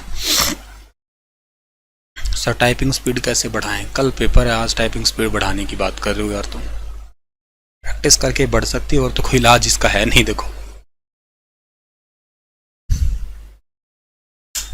एक काम करो, चैटिंग करो तुम, ठीक है ना। चैटिंग करके, टाइपिंग करके, चैट टाइप करके, कॉपी पेस्ट करके नहीं। ठीक बात बोली है उसने भी, 8 एंड बेहतर इसका, ठीक है। ये ड्रॉप डाउन मेन्यू होता है, कभी तुमने नोटिस किया होगा, ठीक है ना। ये ड्रॉप डाउन मेन्यू होता है, ठीक है ना।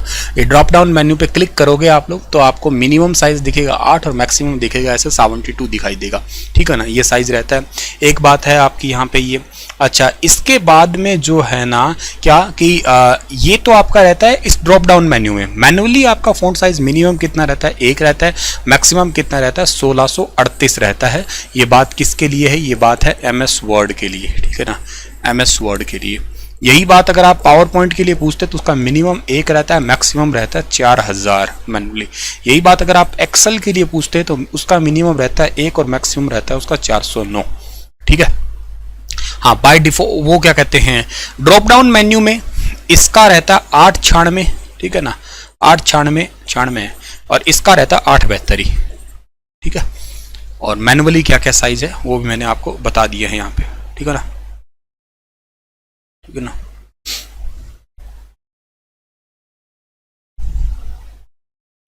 चलिए आगे बढ़े।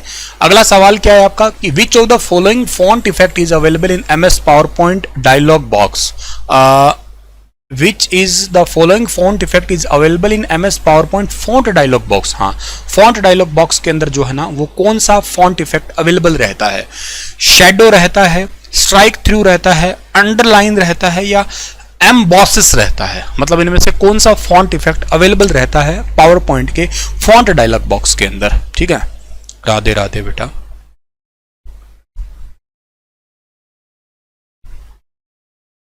सर आप हिमाचल आए हो कभी? हाँ, शिमला आया हूँ, 2-3 बार आया हूँ शिमला, ठीक है। इस बार आएंगे तब आपके पास आ जाएंगे, क्या बात का। तो इस टेलीग्राम पे मैसेज डाल के आऊंगा, लेने आ जाना मेरे को, ठीक है। खाना भी खिला देना, घर पे घुमा भी देना। सत्यवान इस बार आपको ले चल पड़ेंगे।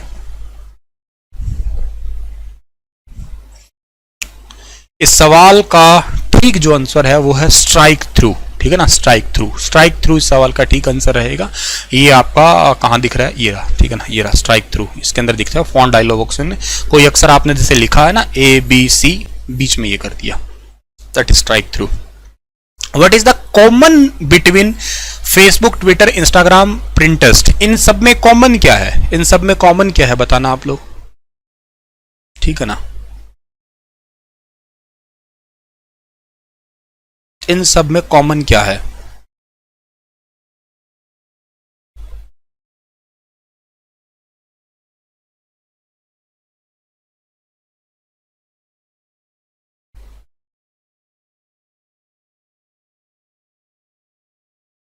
जी, सारी की सारी सोशल मीडिया नेटवर्किंग साइट है, ये all are social networking site, ठीक है ना? ऑप्शन बी सवाल का ठीक है। देखो ये बहुत सारी, जैसे आप लोग साइट के बारे में बात करते हो तो ब्लॉग साइट कौन सी है? ई ब्लॉगर और वर्डप्रेस है। इन पे लोग अपना ब्लॉग लिखा करते हैं, अपने बारे में लिखते हैं या कुछ ऐसे ओवरऑल जो है ना चीज़ें लिखा करते हैं।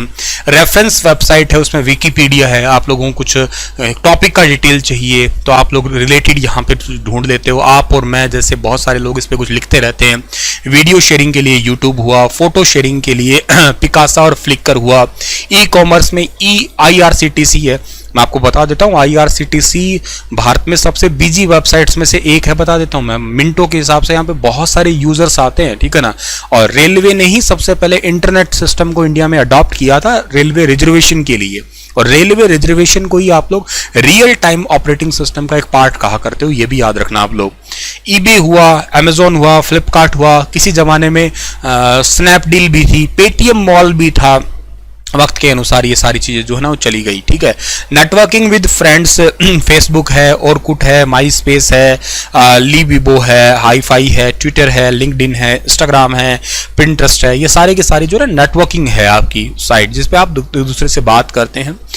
फॉर्म्स की बात करते हैं, सीनेट है, कोरा है, टेक्सपोर्ट है, ये सारे के सारे फॉर्म्स पे आते हैं आपके, ठीक है?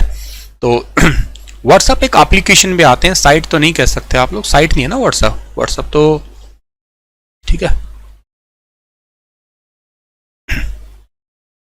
चलो आगे बढ़ते हैं कि thesaurus tool in MS word. Thesaurus tool जो है ना MS वर्ड के अंदर, ये क्या होता है आपका, ठीक है ना? थेसोरस टूल, और इसका शॉर्टकट की भी बताना आप लोग।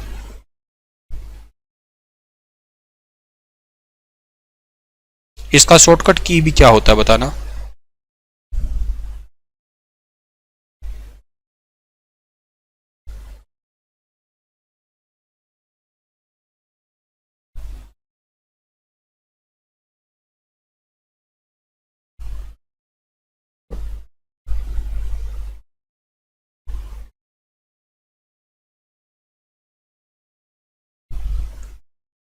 सर केवीएस क्या लिखा है? केवीएस में आया था हरमित। हाँ तो केवीएस में हरमित आया था तो बेटा, मतलब मैं बात समझा नहीं आपकी। केवीएस में हरमिट आया था तो क्या लिख रहे हो, पूरी बात समझ नहीं आई मुझे। इसका ठीक आंसर दे दिया आपने? हाँ, इसका आंसर तो आपने पता लग गया कि सिनोनिम एंड एंटोनियम्स वर्ड के लिए होते हैं, ठीक बात है। और शायद आपको ये भी पता होगा कि आप लोग इसके लिए एक शॉर्टकट की यूज कर रहे हो, क्या है? शिफ्ट प्लस में F7, ठीक है ना? शिफ्ट प्लस में F7, ठीक है? हाँ जी। हरमित क्या होता है सर कंप्यूटर लैंग्वेज में? अच्छा होता क्या, ये पूछ रहे हो? ये तो एक एडवांस स्पाईवेयर होता है, ठीक है ना? जनरली iOS को अटैक कर, जैसे iOS में बड़ी सिक्योरिटी रहती है देखा जाए तो, ठीक है ना? या कोई आपकी ऐसी कंपनी जिसने अपने सिक्योरिटी लेवल को बहुत अच्छा रख रखा है। एक तो स्पाईवेयर होता है, जिसका मतलब जासूसी करना, जिसमें स्पाईवेयर में जनरली आपकी कुकीज़ आती है। कुकीज़ के अलावा उसके अंदर ना आपके डिनाइल ऑफ सर्विसेज डाली जाती है वाया कुकीज़ के थ्रू, या की ब्लॉगर डाला जाता है, जिसमें आप लोग की लॉगर का मतलब आप कोई पास कीबोर्ड पे कोई भी काम करे, आपका कीबोर्ड को लॉक कर लिया जाए, या आपको साइबर बुली से अटैक किया जाए। तो इन्हीं के थ्रू ही थोड़ा एडवांस लेयर जो सिक्योरिटी की होती है ना, उसको क्रैक करने के लिए आप लोग हर्मिट टेक्निक का यूज़ करते हैं। तो एडवांस टाइप ऑफ स्पाईवेयर ही है ये, ठीक है? चलो तो ये तो ठीक है आपका। अगला सवाल आपका क्या है जी, यहाँ पे ये रहा। An electronic device operating under the control of instruction that can be accept and process the data, produce output and store the result for function, ये क्या कहलाएगा आपका? इनपुट, कंप्यूटर, सॉफ्टवेयर और हार्डवेयर, क्या कहलाएगा बताओ ये? इन सबको आप लोग जो है ना किस नाम से जानने वाले हो, ये जिक्र करिएगा आप लोग।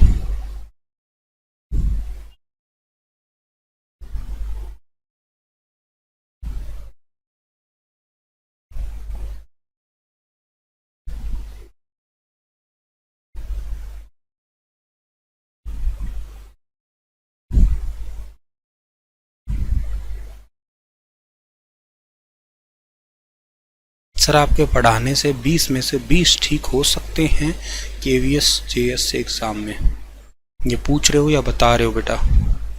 जी, इस सवाल का तो ठीक आंसर कंप्यूटर है, देखिएगा, ठीक है ना। सॉफ्टवेयर तुम किस अंदाजे से दे रहे हो मुझे ये इसका नहीं समझ में आ रहा। एक विशाल ने आंसर दिया है ठीक इसका, और एक कुमार ने आंसर दिया है, बाकी तो इसका आंसर सारे अलग ही लेवल पे जा रहे थे। भाई साहब एक बात बताओ, इन्होंने तुम्हें ये कहा है कि एक ऐसा डिवाइस जिसके अंदर होता है क्या, इनपुट होता है, ठीक है ना। एक ऐसा डिवाइस जिसके अंदर इनपुट होता है, ठीक है ना, और एक होता है आपका क्या, CPU होता है, ठीक है ना, और एक होता है आपका जिसको आप लोग बोला करते हो क्या, आउटपुट होता है, ठीक है ना। इनपुट है, CPU है, आउटपुट है, 3 लेवल हो गए आपके। तो यही तो इन्होंने कहा है कि इनपुट दी, CPU ने कुछ प्रोसेस किया और फाइनली आउटपुट हमें दे दिया, ठीक है ना। यही तो फाइनल आपका हो गया, ठीक है ना। इसी को तो आप लोग क्या कहोगे, यही एक प्रकार का कंप्यूटर बना। सर मैं सॉफ्टवेयर क्यों नहीं आंसर कर सकता? सॉफ्टवेयर बताता हूं क्यों नहीं कर सकते। सॉफ्टवेयर का डेफिनेशन बताऊंगा तो बताता हूं। सॉफ्टवेयर का डेफिनेशन होता है कि group of program, group of instructions, कई सारे इंस्ट्रक्शन को मिलाते हो, ग्रुप ऑफ प्रोग्राम्स मिलाते हो तो सॉफ्टवेयर बनता है आपका। लेकिन यहां तो इन्होंने पूछा है कि इलेक्ट्रॉनिक डिवाइस, सॉफ्टवेयर डिवाइस कैसे हो सकता है? तुम एक बार थोड़ा दिमाग तो लगाओ यार, तुम इतना ना ये सिली मिस्टेक करके ना पेपर में लंका लगा लोगे तुम्हारी खुद की। इतना इजी सवाल है कि जहां हर कोई गलती नहीं करेगा, तुम में से कोई एक आधे बच्चे ने इसका आंसर किया था। इतनी सी लाइन पढ़ते ही तुम इस चीज को तो सीधा सीधा काट सकते थे। मतलब यही इन चारों में से पहला ऑप्शन था जो गलत हो सकता था। भाई ये तो गलत करो ही करो, ये तो होगा ही नहीं कभी, और तुम इसी पे जवाब आके टक गए। डिवाइस तोड़ना होता है। एक बात बताओ, डिवाइस क्या होता है? जिसको आप टच कर सको वो डिवाइस ही है। I mean, हार्डवेयर होगा ना वो कोई आपका। सॉफ्टवेयर जिसको छू नहीं सकते, हार्डवेयर जिसको छू सकते हो। हाँ बोलो, यही बात है कि नहीं है? यही बात है ना। तो डिवाइस कहते ही ऑप्शन तो कट ही गया आपका। फिर आगे पढ़ो, operating under control of instruction, जो बहुत सारी इंस्ट्रक्शन कंट्रोल के अंडर काम करता है, एक्सेप्ट करता है, प्रोसेस करता है, आउटपुट दे देता है, तो वो कंप्यूटर ही होगा। जिन्होंने सही किया उनका ठीक बात है, जिन्होंने गलत किया मैं उनकी बात कर रहा हूं यहाँ पे, उनको सुधारना है। ऐसी सिली मिस्टेक मत करना, वरना देखो क्या है कि बेटा पढ़ने का कोई मतलब नहीं है। मैं आपको थोड़ा एक बात बता देता हूं, आप चाहे कोई भी सब्जेक्ट की तैयारी करें, लेकिन ये सब्जेक्ट एक थोड़ा टेक्निकल ट्रिकी सब्जेक्ट है। यहाँ तुक्के मारने की तो आप गुंजाइश भूल ही जाना। यहाँ तुक्के कहीं सोचो कि बाकी सब्जेक्ट की तरह मैं तुक्के लगाया हूं तो यहाँ चलने का कोई चांस है नहीं, बता देता हूँ। ये तो ट्रिकी सब्जेक्ट है। लेकिन बात बताता हूं बाकी सब्जेक्ट्स के लिए भी, आप थोड़ा ना समझदारी से आंसर को देखें। कोई क्वेश्चन ऐसे भी होते हैं जो आपको नहीं आते हुए, ऐसा जरूरी थोड़ा ना ये पहले से अंदाजा लगा के चलिए कि मुझे कुछ नहीं आते होंगे। उन क्वेश्चनों को कैसे टैकल करें। कल एक मेरी क्लास में बच्चा पूछ भी रहा था कि सर मैं कैसे करूं, तो मैं उसको यही जवाब दे रहा था कि आप ऑप्शन जो है ना, उन ऑप्शंस को पढ़ो और ये देखो कि कौन सा तो नहीं हो सकता। अब आपको ठीक है यहाँ हार्डवेयर आंसर मिल सकता था क्योंकि डिवाइस एक हार्डवेयर भी हो सकता है, लेकिन ये देखो कि यार कौन सा नहीं हो सकता। ऑप्शन एलिमिनेट करना सीखो। एटलीस्ट 4 में से 2 ऑप्शन पे तो आओ आप लोग, ताकि वहां क्या पता तुक्का लगने के चांसेस भी आ जाए। हाँ कहीं ये सोचते हो कि चारों में से मैं एकदम फिट तुक्का लगाऊंगा, फिर तो आपके ऊपर कोई निर्मल बाबा, आशाराम बापू या कोई राम रहीम जैसे बाबा की कृपा होगी, कोई अद्वितीय बाबा आपकी जिंदगी में आए उतरे होंगे, उन्होंने आप पे कोई बहुत ही अलग सी आप पे कृपा दे रखी होगी आपने, वो बात अलग है। अदरवाइज तो ऐसा होता नहीं है, ठीक है। Anyway, input output and processing device grouped together present N. तो ये सवाल क्या ठीक रहेगा आपका यहाँ पे, ठीक है ना। इस सवाल का सही आंसर क्या रहेगा?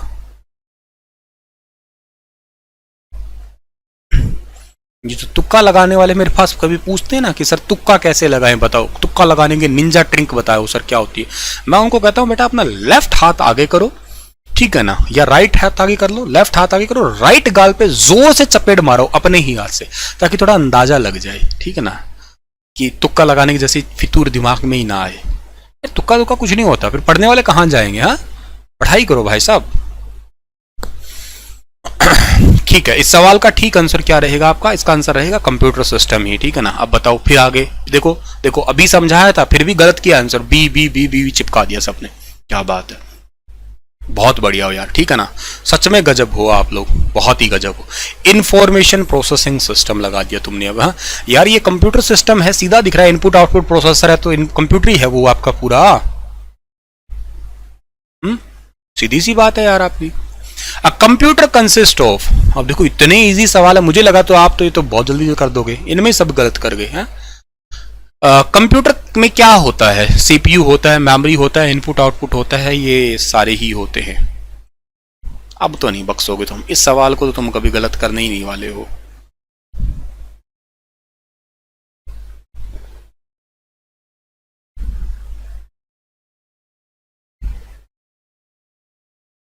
इस सवाल को तुम गलत कभी कर ही नहीं सकते, क्योंकि जब भी तुम्हें सरकारी ऑप्शन दिखता है ना तो तुम्हारी नीयत हराम हो ही जाती है और तुम ऑल ऑफ द अबो पे आ ही जाते हो। ठीक है, कंप्यूटर में यही सब कुछ होता है। A computer gather data which means they allow user to data. Computer gather करता डेटा, इसका मतलब क्या है?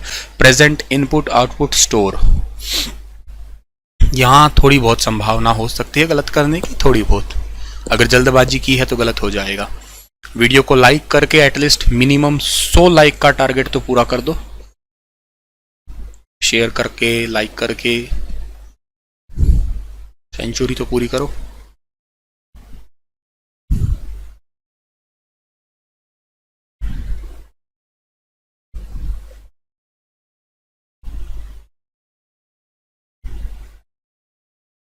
जी, अब आंसर आपने जो दिया है वो सही रहेगा क्या? इनपुट। और इनपुट आंसर जो है ना यहाँ पे किसी ने भी नहीं दिया। ठीक है ना, किसी ने भी नहीं दिया। स्टोर स्टोर स्टोर सारे कर रहे हो। गैदर करना मतलब क्या होता है? Which means that they allow user to data. लेता कहां से है डेटा? लेता तो इनपुट से ही है, और कहां से लेता है जी? स्टोर से कहां से लेता है भैया? अच्छा, तुमने तो वो सोच लिया घर वाले स्टोर से, जैसे हम लोग कोई सामान उठा के लाते हैं वो होगा स्टोर ही है ना, ये है। अच्छा, कुछ और महानुभाव ने आंसर किया प्रेजेंट। अच्छा प्रेजेंट, अब ये कहां से डेटा प्रेजेंट कहां से आता है जी? बहुत बढ़िया भाई साहब। Blanks is a processed by the computer into information. Computer में क्या इंफॉर्मेशन में तब्दीली में आता है? मैंने दिया था सर, हाँ चलो आपने दिया था, बहुत बढ़िया बात है। हरिओम सर, आप कहां से हैं? मैं कुमार यादव हरियाणा से हूं बेटा, हरियाणा। हरियाणा भारत का एक लैंड लॉक्ड स्टेट में आता है। तेलंगाना, हरियाणा, झारखंड, मध्य प्रदेश, ये राज्य लैंड लॉक्ड में आते हैं। 1 नवंबर 1966 को मेरा राज्य बना था पंजाब से अलग होके। आज क्षेत्रफल की दृष्टि से 21वें स्थान पे आता है ये। सरदार हुकुम सिंह समिति के आधार पे एक राज्य बना था ये, बहुत ही प्यारा सा राज्य। इसका लगभग 3.5% से ज्यादा योगदान भारत की जीडीपी में है।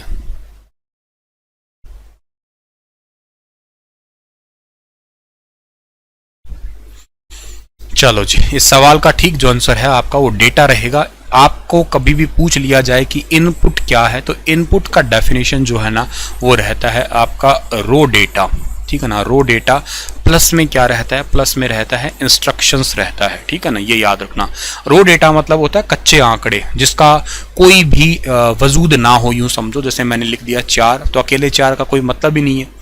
यूं देखा जाए तो बहुत सारा मतलब है, देखा जाए तो आपका। ठीक है ना, लेकिन यहां जो है ना आपका देखिएगा, ठीक है ना, तो यहां से बहुत सारे जो देखा जाए तो वैसे तो बहुत सारे मतलब है 4 के।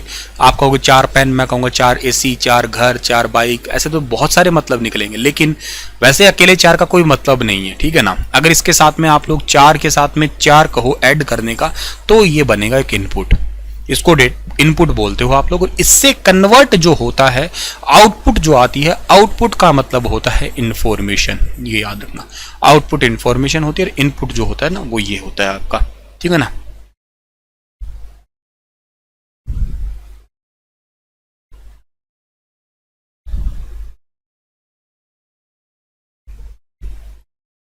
चलो जी आगे बढ़े। अगला सवाल के, computer is a device which processor of और ट्रांसफॉर्म डेटा इनटू यूजफुल। ये क्या रहेगा इसका आंसर? क्रांतिकारी तो पंजाब में ही पैदा हुए हैं। अच्छी बात है बेटा, क्रांतिकारी पंजाब में पैदा हुए हैं तो बहुत ही अच्छी बात है। हमारा पंजाब भी भारत का ही हिस्सा है ना। ठीक है, तो तुम क्या कहना चाहते हो कि सर तुम्हें ये कहेंगे ना ना ना ना, हरियाणा वाले ही अच्छे हैं, पंजाब तो अच्छा नहीं है, ये है वो है। हमारा बड़ा भाई है यार, क्या बात, अच्छी बात है, बहुत ही खुशी की बात है। मेरा भारत का ही तो प्यारा हिस्सा है ये भी। हम्म,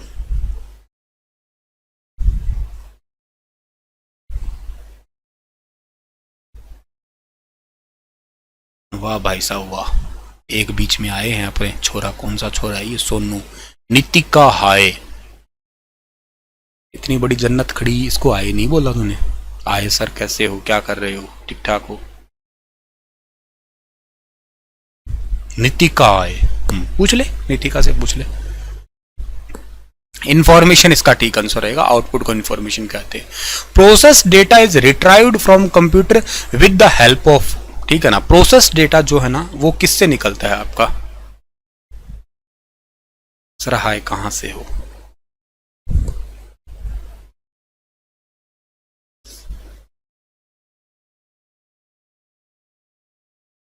नवन प्रणाम, अरे वाह। सुनील कहां से हो? जी, इसका ठीक आंसर रहेगा आउटपुट। प्रोसेस डेटा रैम में कहां जाएगा? तुम RAM RAM RAM CPU RAM चिपका दिया यार। अरे आपको जो डेटा मिलता है वो आउटपुट से मिलता है, याद रखना, ठीक है ना। RAM is a type of memory, ठीक है ना। इसको आप लोग मेमोरी, मेन मेमोरी के नाम से जाना करते हो, ठीक है ना। ये आपकी होती है कौन सी मेमोरी? मेन मेमोरी होती है। इसके अंदर डेटा जो है ना आप लोगों को याद रखना है कि स्टोर रहता है, टेम्परेरी डेटा स्टोर रहता है आपका, ये याद रखना आप लोग। मतलब ये कैसी मेमोरी हुई? ये मेमोरी हुई आपकी वोलाटाइल मेमोरी हुई। मतलब जब तक लाइट रहेगी, पावर रहेगी, तब तक तो डेटा रहेगा, पावर गई तो डेटा भी यहां से उड़ गया, खल्लास हो गया है, ये याद रखिएगा डियर, ठीक है ना। तो इसको भी आप लोगों को यहां से याद करना है। Information of computer is stored as, information computer में स्टोर होती है, किस रूप में स्टोर होती है? एनालॉग डेटा के रूप में, डिजिटल डेटा के रूप में, मॉडेम डेटा के रूप में, हाइब्रिड डेटा के रूप में? किस टाइप के डेटा के अंदर जो है ना इंफॉर्मेशन स्टोर होती है? कंप्यूटर के अंदर इंफॉर्मेशन स्टोर होती है, किस रूप में स्टोर होती है बताइएगा।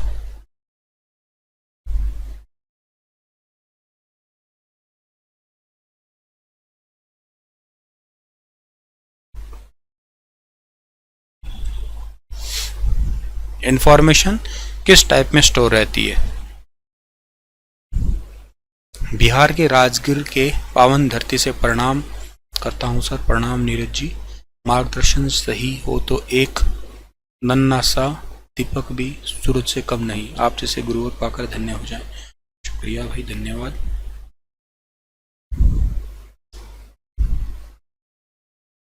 बीएसएफ के एडमिट कार्ड, आइडिया नहीं कह सकता डियर। कंप्यूटर में एनालॉग डेटा कभी नहीं स्टोर होता, कंप्यूटर के अंदर डिजिटल डेटा स्टोर होता है। याद रखना, कंप्यूटर को एक ही भाषा समझ में आती है, और वो कौन सी भाषा समझ में आती है? वो आती है बाइनरी नंबर सिस्टम, या बाइनरी लैंग्वेज ही समझ में आती है, जिसका मतलब होता है 010101, ठीक है ना। बस यही समझ में आता है, ठीक है ना। चलो, the smallest unit of computer can be understand and process, सबसे छोटा यूनिट कंप्यूटर के अंदर कौन सा होगा इनके अंदर? खैर कॉमन सेंस की बात है ये, ठीक है ना। सबसे छोटा यूनिट कंप्यूटर के अंदर डिजिट तो है नहीं, डिजिट तो आप नहीं कहोगे, आप बाइट भी नहीं कहोगे, क्योंकि बाइट के अंदर क्या होता है? 8 बिट मिल जाता है, ठीक है ना। मेगा बाइट तो बहुत बड़ी बात होगी, तो 1024 किलो बाइट के जितना बन जाएगा मेगा बाइट। तो सबसे छोटा होता है बिट आपका, ठीक है ना। एक बिट की बात करते हो तो एक बिट जो है ना आपको, इसको आप लोग बाइनरी डिजिट के नाम से जाना करते हो, ठीक है ना। बाइनरी डिजिट होगा, और बाइनरी डिजिट का मतलब आप समझ गए ना क्या, कि ये 0 या 1 ऐसा ही कुछ होगा आपका, ठीक है। अच्छा, ये कौन सेव करता होगा? तो पहले के जमाने में इसको सेव किया करते थे आपका कैपेसिटर में। वक्त आगे बढ़ा, कंप्यूटर थोड़ा फास्ट किया हमने, तो हम लोग इसे ट्रांजिस्टर में सेव करने लगे। वक्त आगे बढ़ा तो फिर हम लोगों ने इसे कहाँ पे और सेव करने लगे? कैपेसिटर ट्रांजिस्टर के बाद में ऐसे हम लोग फ्लिप फ्लॉप में सेव करने लग गए, ठीक है ना, फ्लिप फ्लॉप में। और आगे वक्त बढ़ा तो आजकल तो हम रजिस्टर में भी ले आए हैं, लेकिन फ्लिप फ्लॉप बहुत पॉपुलर है एक बिट को सेव करने के मामले में, ठीक है। अगला है any component of computer you can see and touch, कोई भी ऐसा कंप्यूटर का है जिसको आप देख सकते हो, टच कर सकते हो। यहां तो क्या ही जवाब गलत करोगे हैं? यहां तो क्या ही गलत करोगे, ये तो हार्डवेयर है। पेरिफेरल क्या होता है बताना? पेरिफेरल क्या होता है? पेरिफेरल क्या होता है बताना? किसे कहते हैं पेरिफेरल?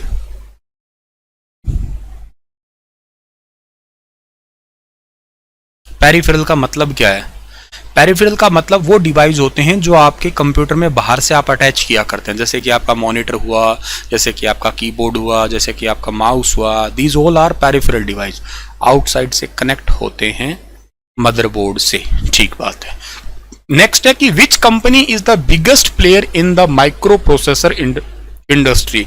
माइक्रो प्रोसेसर के मामले में एक बहुत बड़ी कंपनी है, वो कौन सी है बताइएगा? बिगेस्ट कंपनी है माइक्रो प्रोसेसर के मामले में जी।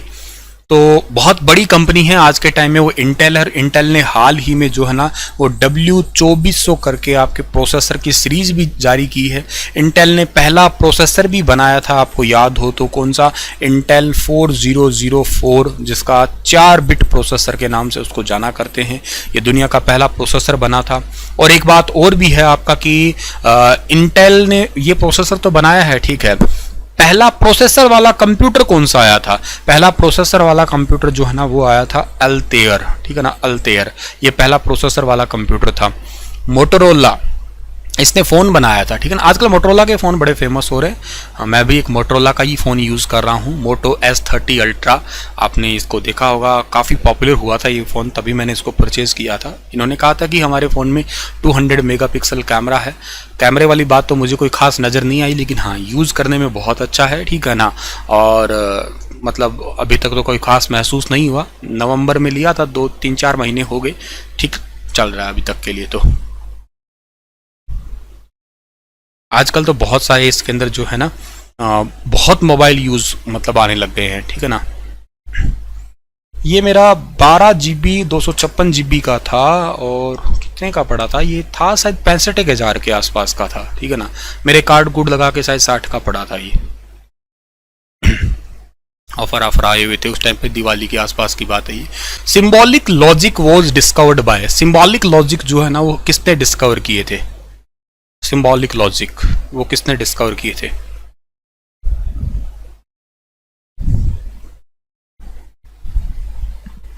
सिंबॉलिक लॉजिक क्लास 10 बजे तक का होगा। सिंबॉलिक लॉजिक जॉर्ज बुलियन ने किया था, ठीक है ना। तुमने जो जॉन वॉन न्यूमन मॉडल है, इन्होंने तो स्टोरेज प्रोग्राम दिया था। ये सिंबॉलिक लॉजिक बताऊं क्या? वो गेट वाले हैं ये, ठीक है ना। आपको पता हो तो आपके कंप्यूटर के अंदर जो लॉजिक गेट होते हैं ना, लॉजिक गेट, वो कौन कौन से होते हैं? लॉजिक गेट आपके होते हैं, एक गेट होता है जिसको आप लोग नोट गेट कहते हो, दूसरा आपको कहते हो जिसको एंड गेट कहते हो, तीसरा आपका कौन सा है? और गेट है, चौथा कौन सा है आपका? नोट है, एंड है, और आपका है इस एंड का उल्टा कर दीजिएगा आप लोग, नैंड गेट है, ठीक है ना। और का सॉरी एंड का उल्टा नैंड है, और का उल्टा क्या हो जाएगा आपका? नोर हो जाएगा। इसके अलावा एक्स और हो जाएगा, इसके अलावा एक्स नोर हो जाएगा, ठीक है ना।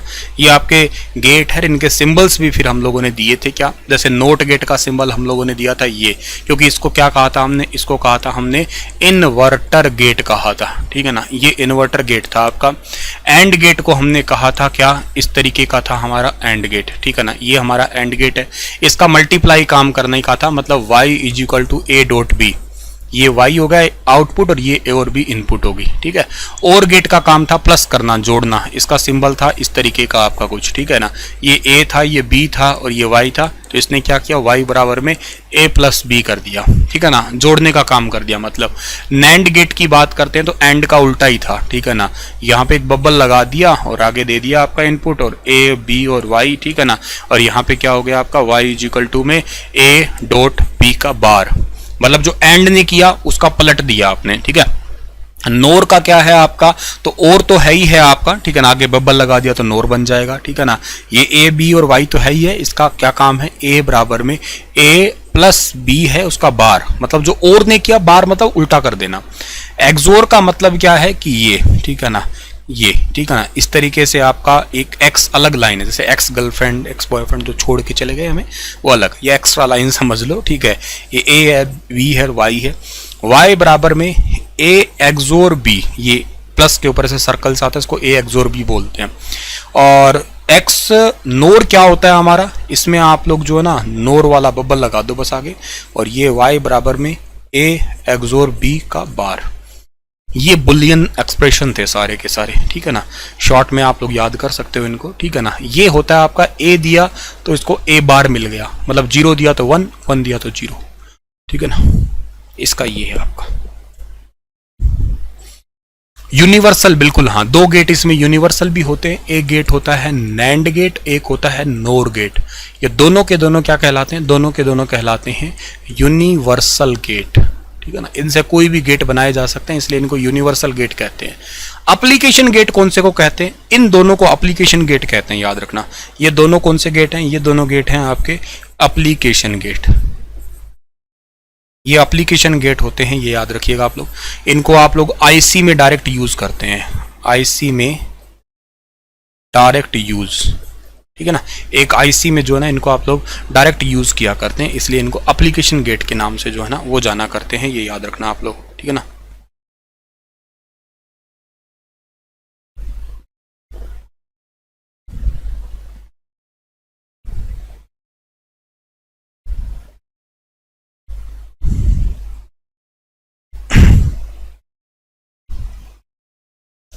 कि इसका स्क्रीनशॉट वगैरह ले लेना। चलो आगे बढ़े। What was the nickname of the computer used by the Americans in 1952 for the H bomb project? H bomb project के लिए जो कंप्यूटर यूज किया गया था ना, वो कौन सा था, बताना।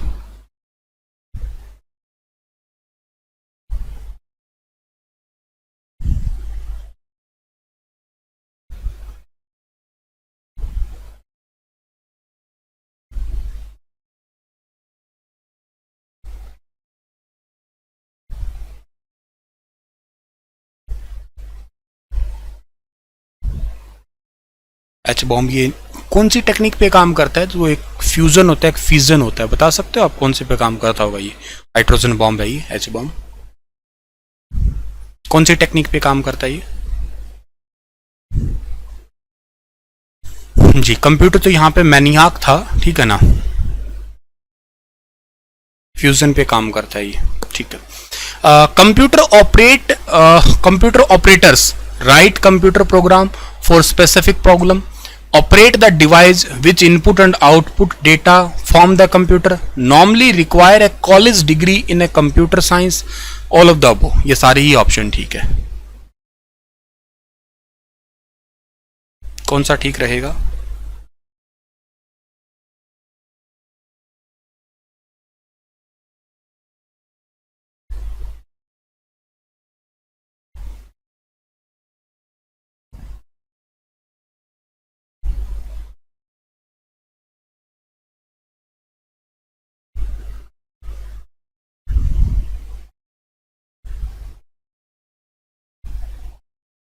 B option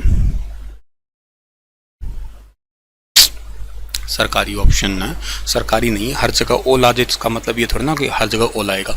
operate the device which input and output data from the computer, ठीक है ना। कंप्यूटर ऑपरेटर का मतलब है जो कंप्यूटर की भाषा में ही ऑपरेट करता है, उसी पे ही आप लोग आंसर लगाओगे। The first electronic computer in the world, पहला कंप्यूटर कौन सा था इलेक्ट्रॉनिक? दुनिया का पहला इलेक्ट्रॉनिक कंप्यूटर कौन सा था, बताइए। दुनिया का पहला इलेक्ट्रॉनिक कंप्यूटर,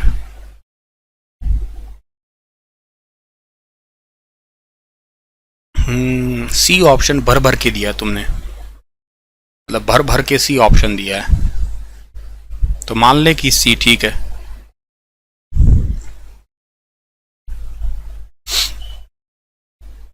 मान ले सी ठीक है। इसमें कितनी ट्यूब थी पता है तुम लोगों को? 18,000 वैक्यूम ट्यूब थी इसके अंदर। जे प्रेस्पर एकर्ट और जॉन मॉचले, उन्होंने मिलकर इसको बनाया था। कौन से साल में बना था ये बना था आपका 1800 जो है ना 1940 में था, नहीं हाँ 1940 में था, सॉरी 1940 में, ठीक है ना। मूरे school of engineering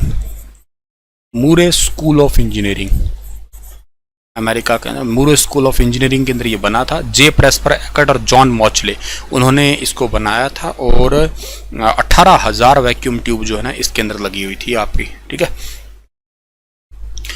which was the computer conceived bye Babbage, computer जो चार्ल्स बेबेज था, उन्होंने कौन सा कंप्यूटर बनाया था, बताना। चार्ल्स बेबेज ने।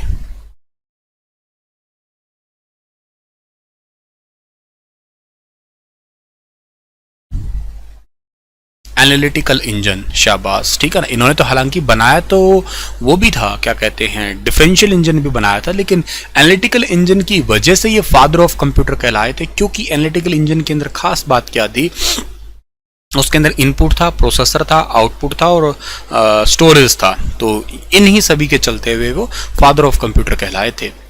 ऑफलाइन डिवाइस क्या होते हैं? ऑफलाइन डिवाइस का मतलब क्या होता है? Device which is not connected to CPU, एक डिवाइस जो सीपीयू से कनेक्टेड नहीं है। A device which is connected to CPU, एक डिवाइस जो सीपीयू से कनेक्टेड है। Direct access storage device, an IO device. क्या ठीक आंसर रहेगा?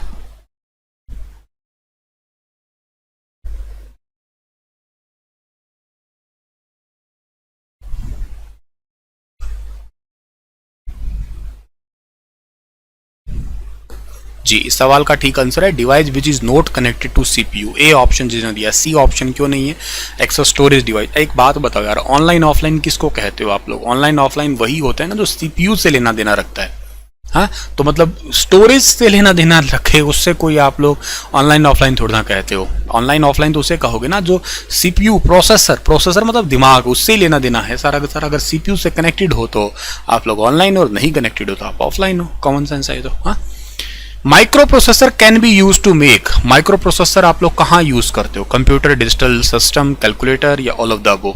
कहाँ इस्तेमाल किया करते हो बताना।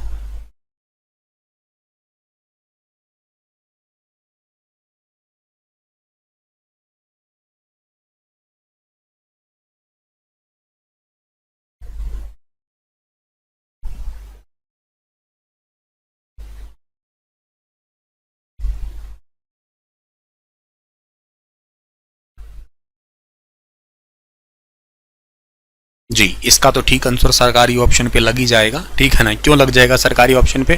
क्योंकि कंप्यूटर है, डिजिटल सिस्टम है, कैलकुलेटर है, ये सारे ही ऑप्शन जो है ना काम करते हैं, ठीक है ना? स्टार्टिंग में कंप्यूटर से एनिक का फुल फॉर्म लो तो वो एक इलेक्ट्रॉनिक न्यूमेरिकल इंटीग्रेटेड कैलकुलेटरी जो था आपका, ठीक है ना? मतलब कंप्यूटर क्या कैलकुलेटरी था, कैलकुलेटिंग डिवाइस के रूप में तो स्टार्टिंग में इसको लेके आए थे हम लोग। अच्छा, इस माइक्रो प्रोसेसर को क्या कहते हो आप लोग? माइक्रो प्रोसेसर कौन सी जनरेशन का है और क्या इसका मतलब, और कोई एक्सप्लेनेशन है आपके दिमाग में? चिप तो है ये, पर कोई और इसका दिमाग में आपके आया हो?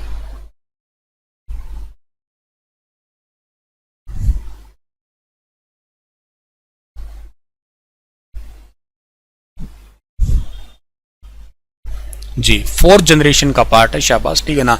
चौथी पीढ़ी का पार्ट है ये। और ये जो आपका माइक्रो प्रोसेसर है, इसको आप लोग और कहाँ जान सकते हो? इसको आप लोग और जान सकते हो कि ये माइक्रो प्रोसेसर जो होता है, ये आपका VLSI, very large scale integration, एक आईसी का ही टाइप है आपका। और VLSI यानी कि very large scale integration IC तो है, पर इसमें कितने ऐसे डिवाइस होते हैं आपके? 20,000 से लेके और 10 लाख, ठीक है ना? 20,000 से लेके 10 लाख के बीच के जो है ना आपके वो डिवाइस होते हैं टोटल। ये भी आपको याद रहने चाहिए या पता होने चाहिए, ठीक है? Which American computer company is called big blue? कौन सी अमेरिकन कंप्यूटर कंपनी है जिसको आप लोग जो है ना वो बिग ब्लू के नाम से जाना करते हो, ठीक है ना? बिग ब्लू के नाम से।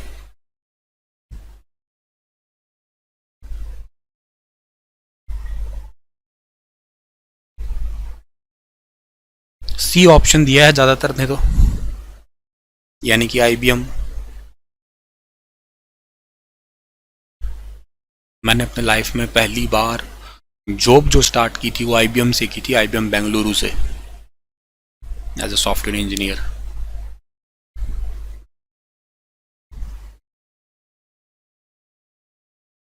इंटरनेशनल बिजनेस मशीन, अमेरिका की कंपनी है बिल्कुल। जी, इस सवाल का ठीक आंसर भी यही है, IBM है, ठीक है ना? चलो आगे बढ़ते हैं। The first electronic general purpose digital computer build by the Mauchly and Eckert called ENIAC and it did not work on the store program concept. How many number could be the store in the internal memory? क्या इसका number रहेगा बताओ?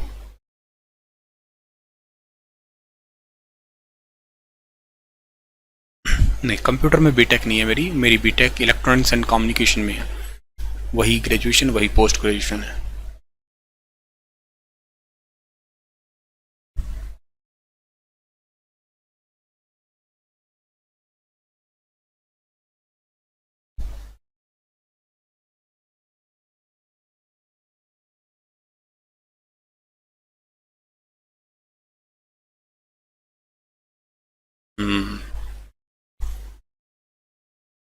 बताओ इस सवाल का क्या answer दिया आपने?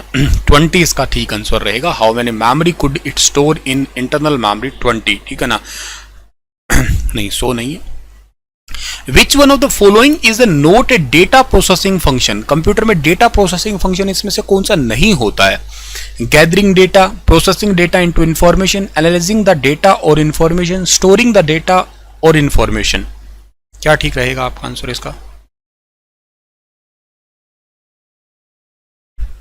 बेटा कंप्यूटर का कोई सेफ स्कोर तो आप, मैं क्या कहूँ, क्वालिफाइंग है जस्ट, ठीक है ना? तो क्वालिफाई करके आना है आपको।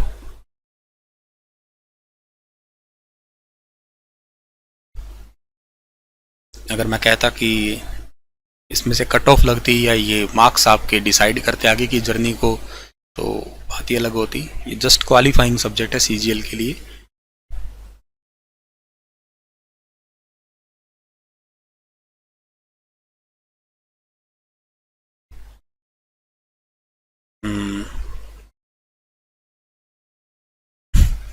अच्छा सत्यवान, चलो इस सवाल का ठीक आंसर है एनालाइजिंग द डेटा और इंफॉर्मेशन, ठीक है ना? कंप्यूटर का काम जो इसमें से one of the note data, data को एनालाइज, जैसे कंप्यूटर आपको पता है ना एक प्रिंसिपल पे काम करता है जिसको कहते हो आप लोग GIGO, ठीक है ना? तो इससे आपका ये क्वेश्चन ठीक हो सकता था। क्यों? क्योंकि GIGO का मतलब क्या होता है? Garbage in garbage out. कचरा दोगे तो कचरा मिल जाएगा। तो कंप्यूटर इसी प्रोसेसिंग पे काम करता है। याद रखना कि इसको कचरा दोगे तो कचरा निकल जाएगा। इसका साधारण सा मतलब यही है कि ये एनालाइज नहीं करेगा, सोचेगा नहीं क्या तुमने दिया मुझे, क्या नहीं दिया, बस जो दिया उसको बस प्रोसेस कर देगा। गलत दोगे तो गलत, सही दोगे तो सही, उसी पे काम करेगा ये। Conversion of computer generated result into human acceptable form is a function of. आपने कंप्यूटर जो दिया है डेटा और उसको कंप्यूटर अपने हिसाब से कन्वर्ट करके हमें दे देता है, ये किसका काम है? CPU, input interface, output interface या रैम?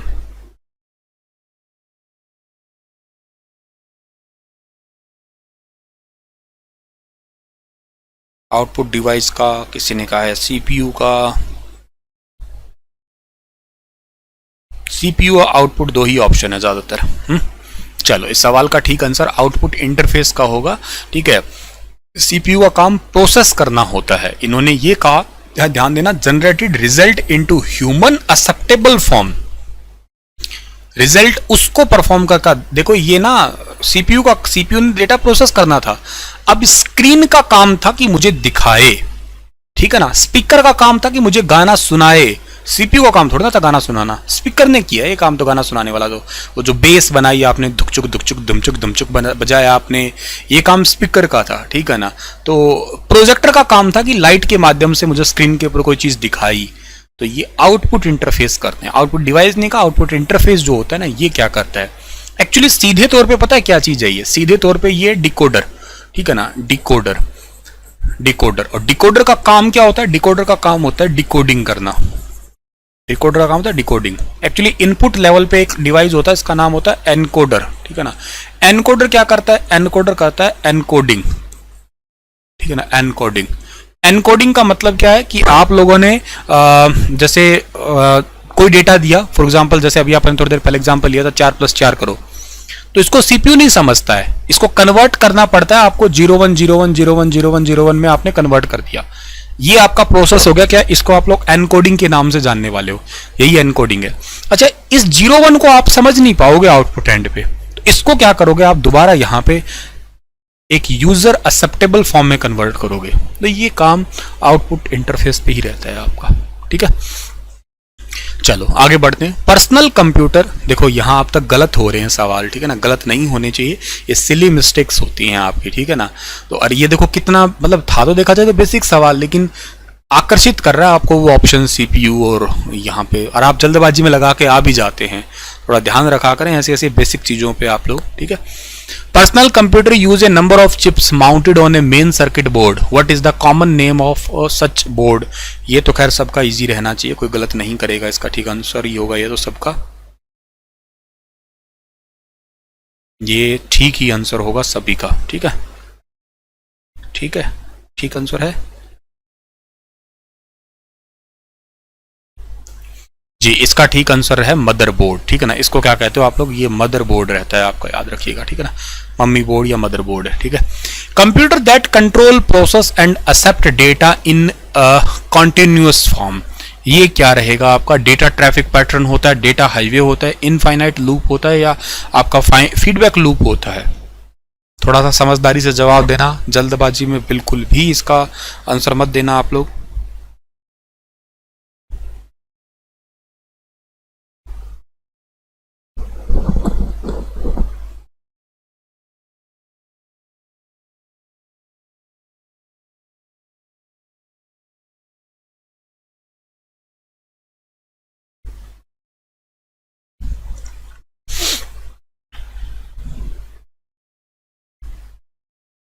जी, इस सवाल का ठीक जो आंसर है वो फीडबैक लूप होता है। Computer that control process and accept data in a continuous, वो फीडबैक लूप से लेके आता है आपका। लूप मतलब होता है जो बार बार घूम रहा होता है। तो जाहिर सी बात है, देखो यहाँ पे ना ये दोनों तो आते ही नहीं, आंसर ही लूप वाला आना था। इनफाइनाइट लूप जो चलता ही रहे, ठीक है ना। फीडबैक लूप आपका यही है कि कंप्यूटर दैट कंट्रोल प्रोसेस को कंट्रोल करता है वाया फीडबैक लूप के थ्रू, ठीक है। तो सी नहीं है, इसका आंसर डी है। और लगभग बच्चों ने यहाँ पे सी ऑप्शन दिया था, बट इसका सही आंसर डी था। The system unit of A personal computer typically contain all the following, system unit में ये सब चीजें होती है, बस एक को छोड़ के। किसको छोड़ के बताना? Micro processor, modem, motherboard, monitor, ठीक है। एक चीज को छोड़ के वो सब चीजें होती है उसके अंदर। बताना इसमें से क्या ठीक रहेगा।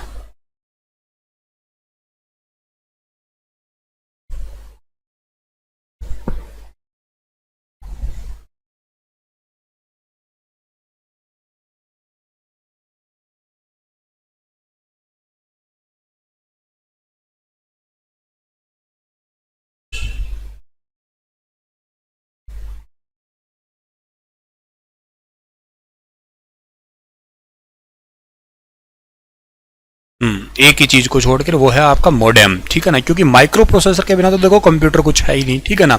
मदरबोर्ड की बात करते हो तो माइक्रो प्रोसेसर मदरबोर्ड में ही खैर माउंटेड है। मॉनिटर के बिना देखोगे किसमें भैया? आंखों में से देखने से रहे, ठीक है ना।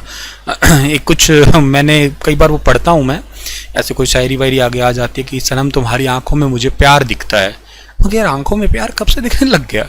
मुझे तो आंखों में आइरिस दिखता है, ठीक है ना, कि हाँ ऐसा ऐसा आइरिस है, या आंखों में थोड़ा बहुत लिक्विड जेली सी दिखती है, बस आंख ही दिखती है। किसी को दिखता है क्या आंखों में प्यार? या कैसे दिखता है तो मुझे बताना जरूर। मतलब मैं सच में पूछ रहा हूँ, मजाक में नहीं पूछ रहा, जेन्युइनली पूछ रहा हूँ कि कैसे देखा जाता है। तो मेरे को तो नहीं दिखता, वैसे बता रहा हूँ, पर तुम्हें किसी को दिखता है तो प्लीज बताना जरूर। तो मॉडेम इसका ठीक आंसर होगा। मॉडेम बाहर होता है, ठीक है ना। ये सिस्टम में होना जरूरी नहीं, मतलब कंप्यूटर में इंटरनेट दे वो कंप्यूटर वाले की जिम्मेवारी नहीं है। बाहर आप मॉडेम लगाते हो, फिर उससे लैन केबल चला के नेट चलाते हो आप लोग, ठीक है। तुमने जवाब नहीं दिया किसी ने, ठीक है ना। The brain of any computer system is, computer का सिस्टम का दिमाग जो है ना वो क्या होता है आपका? कंप्यूटर का दिमाग क्या होता है? कंप्यूटर का दिमाग जो होता है ना वो होता है आपका सीपीयू होता है। सीपीयू को दिमाग कहते हो। अच्छा, कंट्रोल यूनिट की अगर मैं बात करता हूं तो ये क्या काम करता है? कंट्रोल यूनिट जो है ना आपका, ये टाइमिंग सिग्नल जनरेट करता है डियर, ठीक है ना। टाइमिंग सिग्नल जनरेट करता है। और सीपीयू के अंदर एएलयू होता है, कंट्रोल यूनिट होता है। मेमोरी के अंदर जो है ना एक पार्ट है जिसका नाम क्या है आपका? रजिस्टर। मेमोरी का एक मतलब क्या है? रजिस्टर भी इसी के अंदर ही रहता है आपका डियर, ठीक है ना। Which functional component of a computer is responsible for the computing? Computing के लिए इनमें से कौन सा फंक्शनल कंपोनेंट जो है ना वो रहेगा आपका, ठीक है ना। ये बताइएगा आप लोग, ठीक है ना। फंक्शनल कंपोनेंट जो है ना इनमें से कौन सा है आपका कंप्यूटर का? तो कंप्यूटर का फंक्शनल कंपोनेंट जो है ना वो रहेगा आपका, इनमें से वो सीपीयू ही है, और तो कौन सा हो, यही तो फंक्शन करेगा। What is the full form of CPU? Now ये तो बहुत अच्छे से पता है आपको, central processing unit. The main job of CPU, CPU का एक मेन काम क्या है? इज टू क्या? Carry out programme instruction, programme instruction को कैरी करना। Store data information for further use, store data programme आगे भविष्य में यूज करने के लिए। Process data and information, data या इंफॉर्मेशन को प्रोसेस करना। या इनमें से ए और सी जो ऑप्शन है ना ये बिल्कुल ठीक है हमारा। तो तुम्हारे क्या जवाब है इसके? जवाब देना इसका, तुम्हारा जवाब इसमें कौन सा ठीक है? जी, इसका जवाब जो ठीक है वो डी ऑप्शन सही है, क्योंकि देखो carry out program instructions, program की इंस्ट्रक्शंस रखता है, इसके अलावा प्रोसेस भी करता है। स्टोर करने की बात गलत क्यों होगी? क्योंकि स्टोर करने की बात गलत इसलिए होगी कि ये करता है आपका स्टोरेज प्रोग्राम जो रहते हैं वो हार्ड डिस्क वगैरह मेमोरी के पास चली जाती है बात, ठीक है। तो इस सवाल का ठीक आंसर बी और सी, ए और सी दोनों ठीक है। बी और सी क्यों ठीक होना चाहिए? बी और सी क्यों ठीक होना चाहिए बताओ? स्टोर करने का काम सीपीयू का थोड़ा ना होता है भाई, स्टोर करने का काम मेमोरी का होता है, हा? तो स्टोर डेटा और इन्फॉर्मेशन कौन करेगा फर्दर यूज करने के लिए? क्या सीपीयू करेगा या मेमोरी करेगी? तो क्यों होना चाहिए बी ऑप्शन? बी तो सरासर ही गलत होना चाहिए। इसका सही आंसर है ए और सी, कोई दिक्कत ही नहीं है। हाँ, सीपीयू को अगला इंस्ट्रक्शन कौन सा आएगा ये कौन बताता है? आप में से कोई बच्चा बता पाएगा क्या? नेक्स्ट इंस्ट्रक्शन कौन सी एग्जीक्यूट होगी ये सीपीयू को कौन बताता है? सीपीयू को नेक्स्ट इंस्ट्रक्शन कौन सी एग्जीक्यूट होगी ये कौन बताता है? नेक्स्ट इंस्ट्रक्शन कौन सी एग्जीक्यूट होगी ये सीपीयू को कौन बताता है?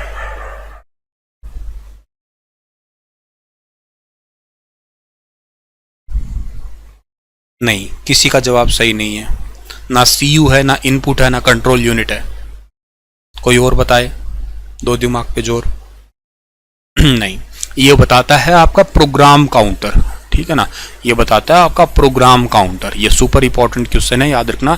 ये प्रोग्राम काउंटर कई बार सवाल पेपर में पूछा गया कि प्रोग्राम काउंटर ही क्या होता है, याद रखना आप लोग। तो प्रोग्राम काउंटर का मतलब होता है कि इट इज अ रजिस्टर, ठीक है ना। इट इज अ रजिस्टर, ठीक है ना। ये क्या होता है? ये एक रजिस्टर होता है, याद रखना आप लोग, ठीक है ना। प्रोग्राम काउंटर क्या होता है? Is a type of A register. ये रजिस्टर होता है और ये अगली इंस्ट्रक्शन कौन सी एग्जीक्यूट करनी है सीपीयू को यही बताता है वो, ठीक है। तो ये भी इंपॉर्टेंट है आपको जो याद करना है डियर। नहीं, कैशे मेमोरी भी नहीं है, सिर्फ प्रोग्राम काउंटर है ये। The three main part of the processor, processor के तीन मेन पार्ट कौन से होते हैं? होपफुली बहुत इजी है, ALU, control unit and register होता है। अभी मैंने बताया था, ये वाली बात ही आप लोगों को अच्छे से समझाया भी था, ठीक है ना। और अगला सवाल आपका क्या रहेगा आपका, ठीक है।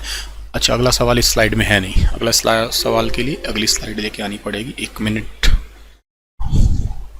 रुक जाओ जरा, काम करते हैं। कुछ एमएस वर्ड के क्वेश्चन थे, कहाँ गए भैया?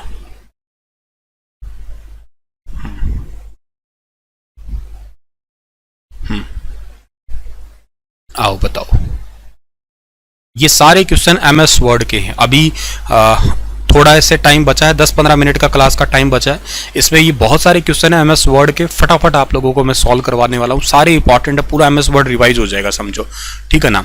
सो देखते हैं इस सवाल का ठीक आंसर क्या दोगे। While working with MS word which option is not available in file menu? कौन सा ऑप्शन फाइल मेन्यू में अवेलेबल नहीं होता है आपका, ठीक है ना। फाइल मेन्यू में कौन सा अवेलेबल नहीं रहता है आपका, बताइएगा। तो फाइल मेन्यू में कॉमन सेंस ही बात है, हेडर एंड फुटर अवेलेबल नहीं रहता है। Print, preview, save, save as, ये सारे ऑप्शन जो है ना ये अवेलेबल रहते हैं आपके। MS word restrict editing, restrict editing, ये ध्यान देना, ये एडिटिंग को रोकने के लिए है, रिस्ट्रिक्ट कर देता है, ठीक है ना। तो एमएस वर्ड में जो रिस्ट्रिक्ट एडिटिंग है आपकी, ये is located in which menu? ये कौन से मेन्यू के अंदर रहती है? रिस्ट्रिक्ट एडिटिंग कौन से मेन्यू में रहती है बताओ आप लोग? Insert menu, layout menu, view menu या रिव्यू मेन्यू, ठीक है ना। रिस्ट्रिक्ट एडिटिंग जो है ना ये कौन से मेन्यू के अंदर रहती है आपकी? क्या हो रहा है, फोकस क्यों जा रहा है कैमरे बाबा?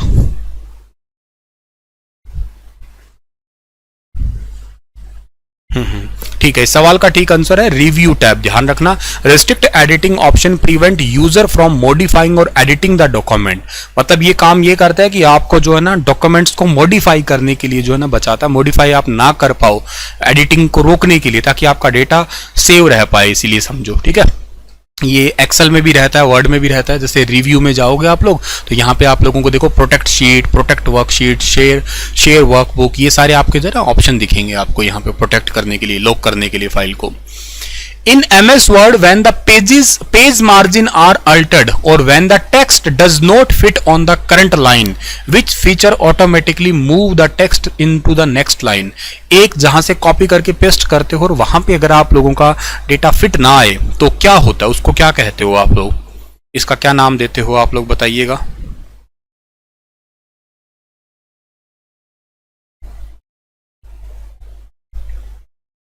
जी, इसको वर्ड वाप के नाम से जानते हो, ठीक है ना। मतलब इसको आप एक टाइप से लाइन ब्रेक भी कह सकते हो, कोई मनाही नहीं है। एक लाइन में आपका टेक्स्ट नहीं आया, अगली लाइन में अपने आप चले जाना, इसको वर्ड वाप के नाम से जानते हो आप लोग। नेक्स्ट आपका क्या है, अच्छा ये वर्ड एंटर क्या होता है, ये एंटर करके आप एक्चुअली क्या करते हो, वर्ड अगली पैराग्राफ को स्टार्ट करते हो। एंटर का मतलब क्या, अगले पैराग्राफ को स्टार्ट करना। वर्ड फॉर्मेट क्या है, ये आप लोग फॉर्मेटिंग करते हो जिसके अंदर आप लोग पैराग्राफ स्पेसिंग करते हो या बुलेट वगैरह लगाते हो।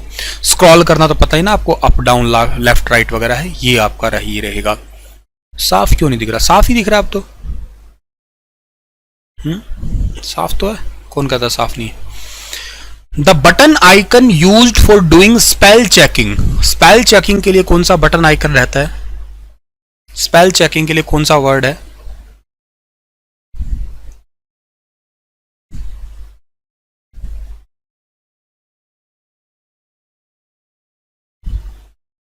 स्पेल चेकिंग के लिए मतलब इनमें से, अरे नहीं F7 तो ठीक है, पर मैं तुमसे जो पूछ रहा हूं वो ये है कि इन ऑप्शंस में से कौन सा ठीक है। इन ऑप्शंस में से बी ऑप्शन ठीक रहेगा, ठीक है ना। ये ABC वाला ऑप्शन जो है ना ये ठीक रहेगा आपका। Spell check is a software program that correct spelling error, ठीक है ना। और बाकी ऑप्शंस की बात की जाए, जो बाकी ऑप्शन दिए हुए थे आपके अवेलेबल, जैसे ये वाला ऑप्शन है कॉपी टेक्स्ट मीडिया के लिए है, ये ऑप्शन किसके लिए है, ओपन फाइल के लिए, ये है पेस्ट टेक्स्ट मीडिया के लिए जो है ना, इसका यूज क्या करते हैं आप लोग, ठीक है।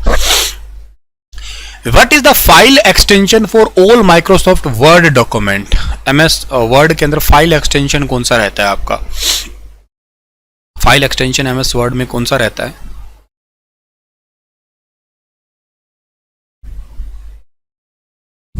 जी, इस सवाल का ठीक जो आंसर रहेगा वो रहेगा .doc और .docx, क्योंकि ये कब तक था, ये था 2003 तक, ठीक है ना। और ये कब से हो गया, ये हो गया 2007 से, ठीक है ना, ये याद रखना आप लोग। और यहाँ X का मतलब क्या है, X का मतलब है XML फाइल, ठीक है ना, XML फाइल है ये। और ये XML फाइल का मतलब क्या होता है, एक्सटेंसिबल मार्कअप लैंग्वेज, ठीक है ना, एक्सटेंसिबल मार्कअप लैंग्वेज। नेक्स्ट है आपका सवाल कि which of the following best describe the MS word software, MS word software को इनमें से कौन सा बेस्ट ऑप्शन डिस्क्राइब कर रहा है, MS वर्ड को इनमें से कौन सा बेस्ट ऑप्शन डिस्क्राइब कर रहा है।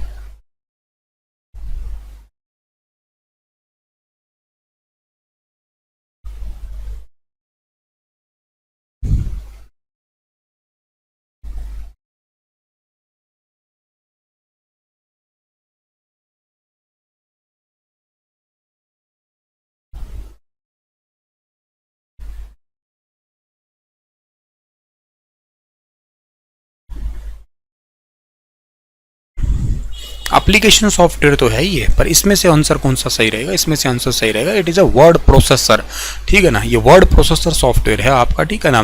देखो कई टाइप के सॉफ्टवेयर होते हैं आपके, अगर मैं कहूँ ये MS वर्ड दिखने में, एक वर्ड प्रोसेसिंग सॉफ्टवेयर के अंदर क्या क्या आता है, MS वर्ड आता है, वर्ड पैड आता है, नोट पैड आता है। बस फर्क ये है कि नोट पैड में आपका एक प्लेन टेक्स्ट था, सिर्फ प्लेन टेक्स्ट ही था और कुछ था नहीं उसके अंदर, ठीक है ना। मतलब आप एडिटिंग कुछ कर नहीं सकते थे, ठीक है। और वर्ड पैड की अगर मैं बात करूं तो वर्ड पैड जो था ना, इसके अंदर क्या है, रिच टेक्स्ट आ गया था। रिच टेक्स्ट मतलब आप फॉन्ट कलर बढ़ा सकते थे, फॉन्ट चेंजेस कर सकते थे, ठीक है ना। और वर्ड की अगर आप बात कर रहे हो तो वर्ड का मतलब आपका ये है कि यहाँ पे आप इमेजेस, चार्ट वगैरह भी चीजें ऐड कर सकते हो, ठीक है। प्रेजेंटेशन सॉफ्टवेयर में पावर पॉइंट और की नोट आता है, मल्टीमीडिया में रियल प्लेयर, मीडिया प्लेयर आते हैं, एप्लीकेशन में ओपन ऑफिस है या माइक्रोसॉफ्ट ऑफिस है, ये सारे के सारे जो है ना इसके पार्ट हैं आपके, ये याद रखिएगा आप लोग, ठीक है। चलिए आगे बढ़ते हैं हम लोग। विच of the following can not be entered using the insert menu, insert menu, ठीक है ना। इनमें से कैन नॉट बी एंटर्ड, क्या नहीं जो है ना आपका वो ऐड किया जाता है इंसर्ट मेन्यू के थ्रू।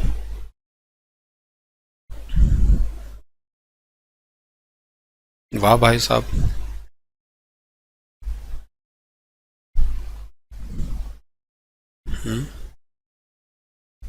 सबने अलग अलग आंसर किया, शाबाश सत्यवान। मैं कह रहा हूं सत्यवान, जिशान, कुमार, ये कुछ बच्चे ऐसे हैं जिनके कंप्यूटर में कोई मार्क्स रोक ही नहीं सकता, मैं बता रहा हूं। सुपर इंपॉर्टेंट, बहुत ही बढ़िया बात। बता देता हूं महाराज, शेप इंसर्ट में शेप ही नहीं डालोगे तो फिर मतलब ही क्या है। शेप तो होती है, शेप तो इंसर्ट करोगे ही करोगे, हेडर भी डालोगे, टेबल भी डाल सकते हो, पर लाइन स्पेसिंग इंसर्ट के अंदर नहीं आती है, ठीक है ना। तो ऑप्शन नंबर बी जो है सवाल का वो बिल्कुल ठीक रहेगा।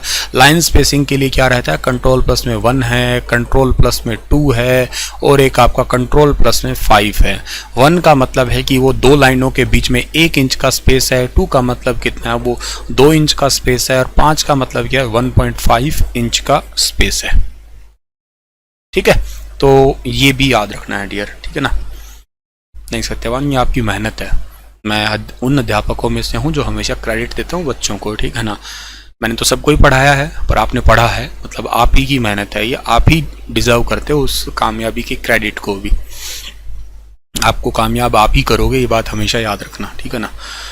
लाइन स्पेसिंग में देखिएगा इस तरीके का ऑप्शन दिखता है आप लोगों को, होम टैब में होता है ये। विच of the following is not a present in MS word. MS Word में इनमें से कौन प्रेजेंट नहीं होता।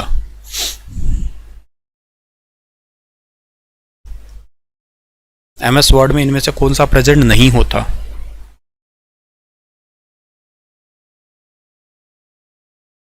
हाँ जी, ये ब्रश प्रेजेंट नहीं होता, शाबाश, ठीक है ना। देखो वर्ड काउंट तो रहेगा भाई, वर्ड काउंट तो बहुत जरूरी है, ऑटोमेटिक करते हैं ना ये, ठीक है ना। ऑटोमेटिक वर्ड काउंट तो होता है आपका, ठीक है ना। फॉन्ट साइज तो रहता है, ये पेज मार्जिन भी रहता है। बाय डिफॉल्ट पेज मार्जिन कितना रहता है, by default page margin top bottom left right कितना रहता है, 1 इंच का रहता है आपका, ठीक है ना। 1 इंच का रहता है बाय डिफॉल्ट आपका, ठीक है। पहले ये 1.25 इंच का आता था, पर आजकल जो है ना 1-1 इंच का आने लग गया है डियर, ठीक है ना। और ब्रश है ये पेंट में रहता है आपका, ठीक है ना। पेंट फाइल का एक्सटेंशन क्या है बताना।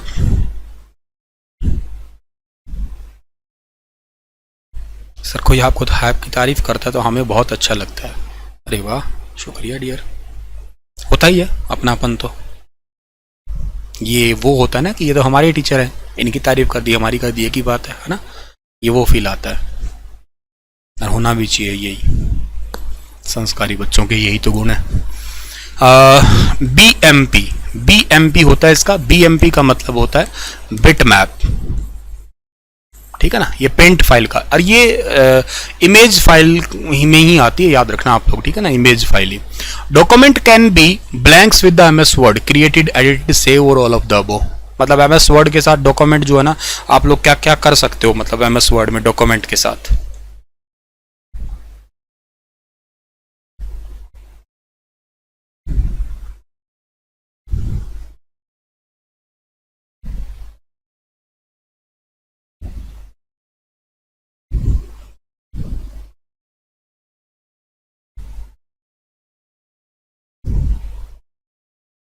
सारी ही ऑप्शन ठीक रहेंगे आपके, सरकारी ऑप्शन है।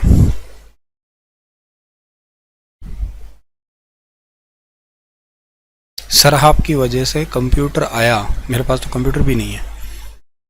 बहुत बहुत शुक्रिया Zeeshan. All of the above सवाल का ठीक आंसर है। What was the initial name of Microsoft Word when it was released. हाँ ये बताओ, जब स्टार्टिंग में एमएस वर्ड रिलीज हुआ था ना, तब उसका इनिशियल नाम क्या था।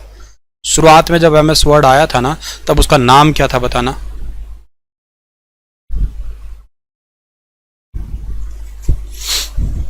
बिल्कुल शुरू में जब एमएस वर्ड आया था ना, तब उसका क्या नाम था। Multi technique word, multi transaction word, multi type word, multi tool word. जी, सवाल का ठीक जो आंसर है ना वो मल्टी टूल वर्ड है, ध्यान रखना, ठीक है ना। Multi tool word, MS word starting में जब आया था ना, इसका ठीक नाम था मल्टी टूल वर्ड कहते थे इसको। What is meant by the concept of WYSIWYG, मतलब एक फुल फॉर्म है ये। जब आप लोग प्रिंट प्रीव्यू किया करते ना, तब इसका यूज किया करते हैं आप लोग, ठीक है ना। प्रिंट प्रीव्यू करते हैं ना, तब यूज किया करते थे इस वाली टेक्निक का या इस वाली चीज का आप लोग।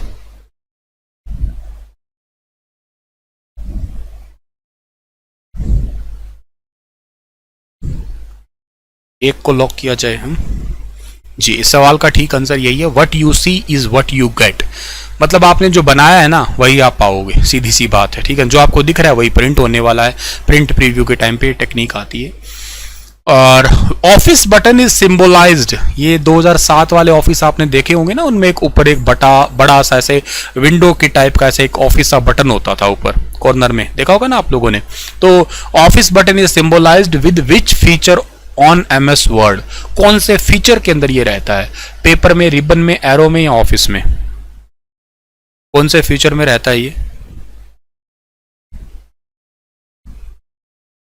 ये आपने देखा होगा और ये सही बात आप लिख रहे हो, रिबन के अंदर होता है ये, ठीक है ना। रिबन किसको बोलते हैं हम लोग? रिबन बोलते हैं हम लोग मेन्यू बार, ठीक है ना, मेन्यू बार प्लस में टूल बार, ठीक है ना, मेन्यू बार प्लस में टूल बार, इन दोनों को मिला दोगे तो आपका रिबन बन जाएगा, ठीक है। Which of the following option is provided by office button? Office button के जो है ना वो कौन कौन से ऑप्शन रहेंगे? ऑफिस बटन में क्या क्या रहता है, मतलब ऑफिस बटन में क्या क्या रहता है? Open, save, print, all of the above.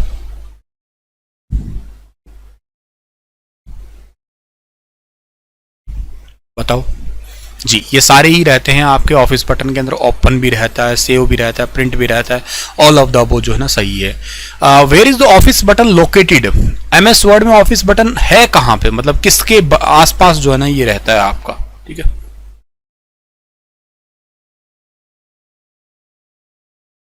किसके आसपास रहता है ये?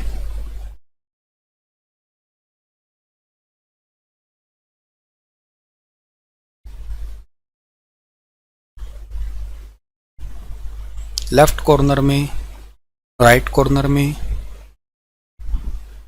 एक्शन सेंटर, क्या ये अभी आएगा? एक्शन सेंटर भी आ जाएगा। क्विक एक्सेस टूल बार जो होता है ना आपका ऊपर ऊपर, उसको एक्शंस कह सकते हो, जहां पे आप लोग या जल्दी चीज़ों को, ऐसी जगह जहां से आप कंप्यूटर में बहुत जल्दी ऑप्शंस निकाल सको, जल्दी जिन पे आप जिन प्रोग्राम को ओपन कर सको वो एक्शन सेंटर में आते हैं, जल्दी इनको फाइंड आउट कर सको वो एक्शंस में ही आते हैं सारे के सारे जी। ये लेफ्ट अपर रहता है आपका, ठीक है ना।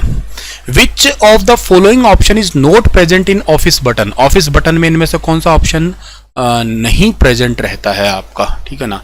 ये एक्चुअली ना सारे ऑप्शन पब्लिश रहते हैं इसके अंदर, ऑफिस बटन के अंदर, ठीक है ना। इसलिए ओल्ड वाला तो ऑप्शन था नहीं ना इस करके। क्विक एक्सेस टूल बार, हाँ ये देखो ये आ गया। ये एक तरीके से एक्शन बटन की तरह ही काम करता है आपका ये भी, मतलब यहाँ पे आप क्लिक करोगे डायरेक्ट काम हो जाएगा आपका, ठीक है। तो ये क्या है इसका आंसर बताओ?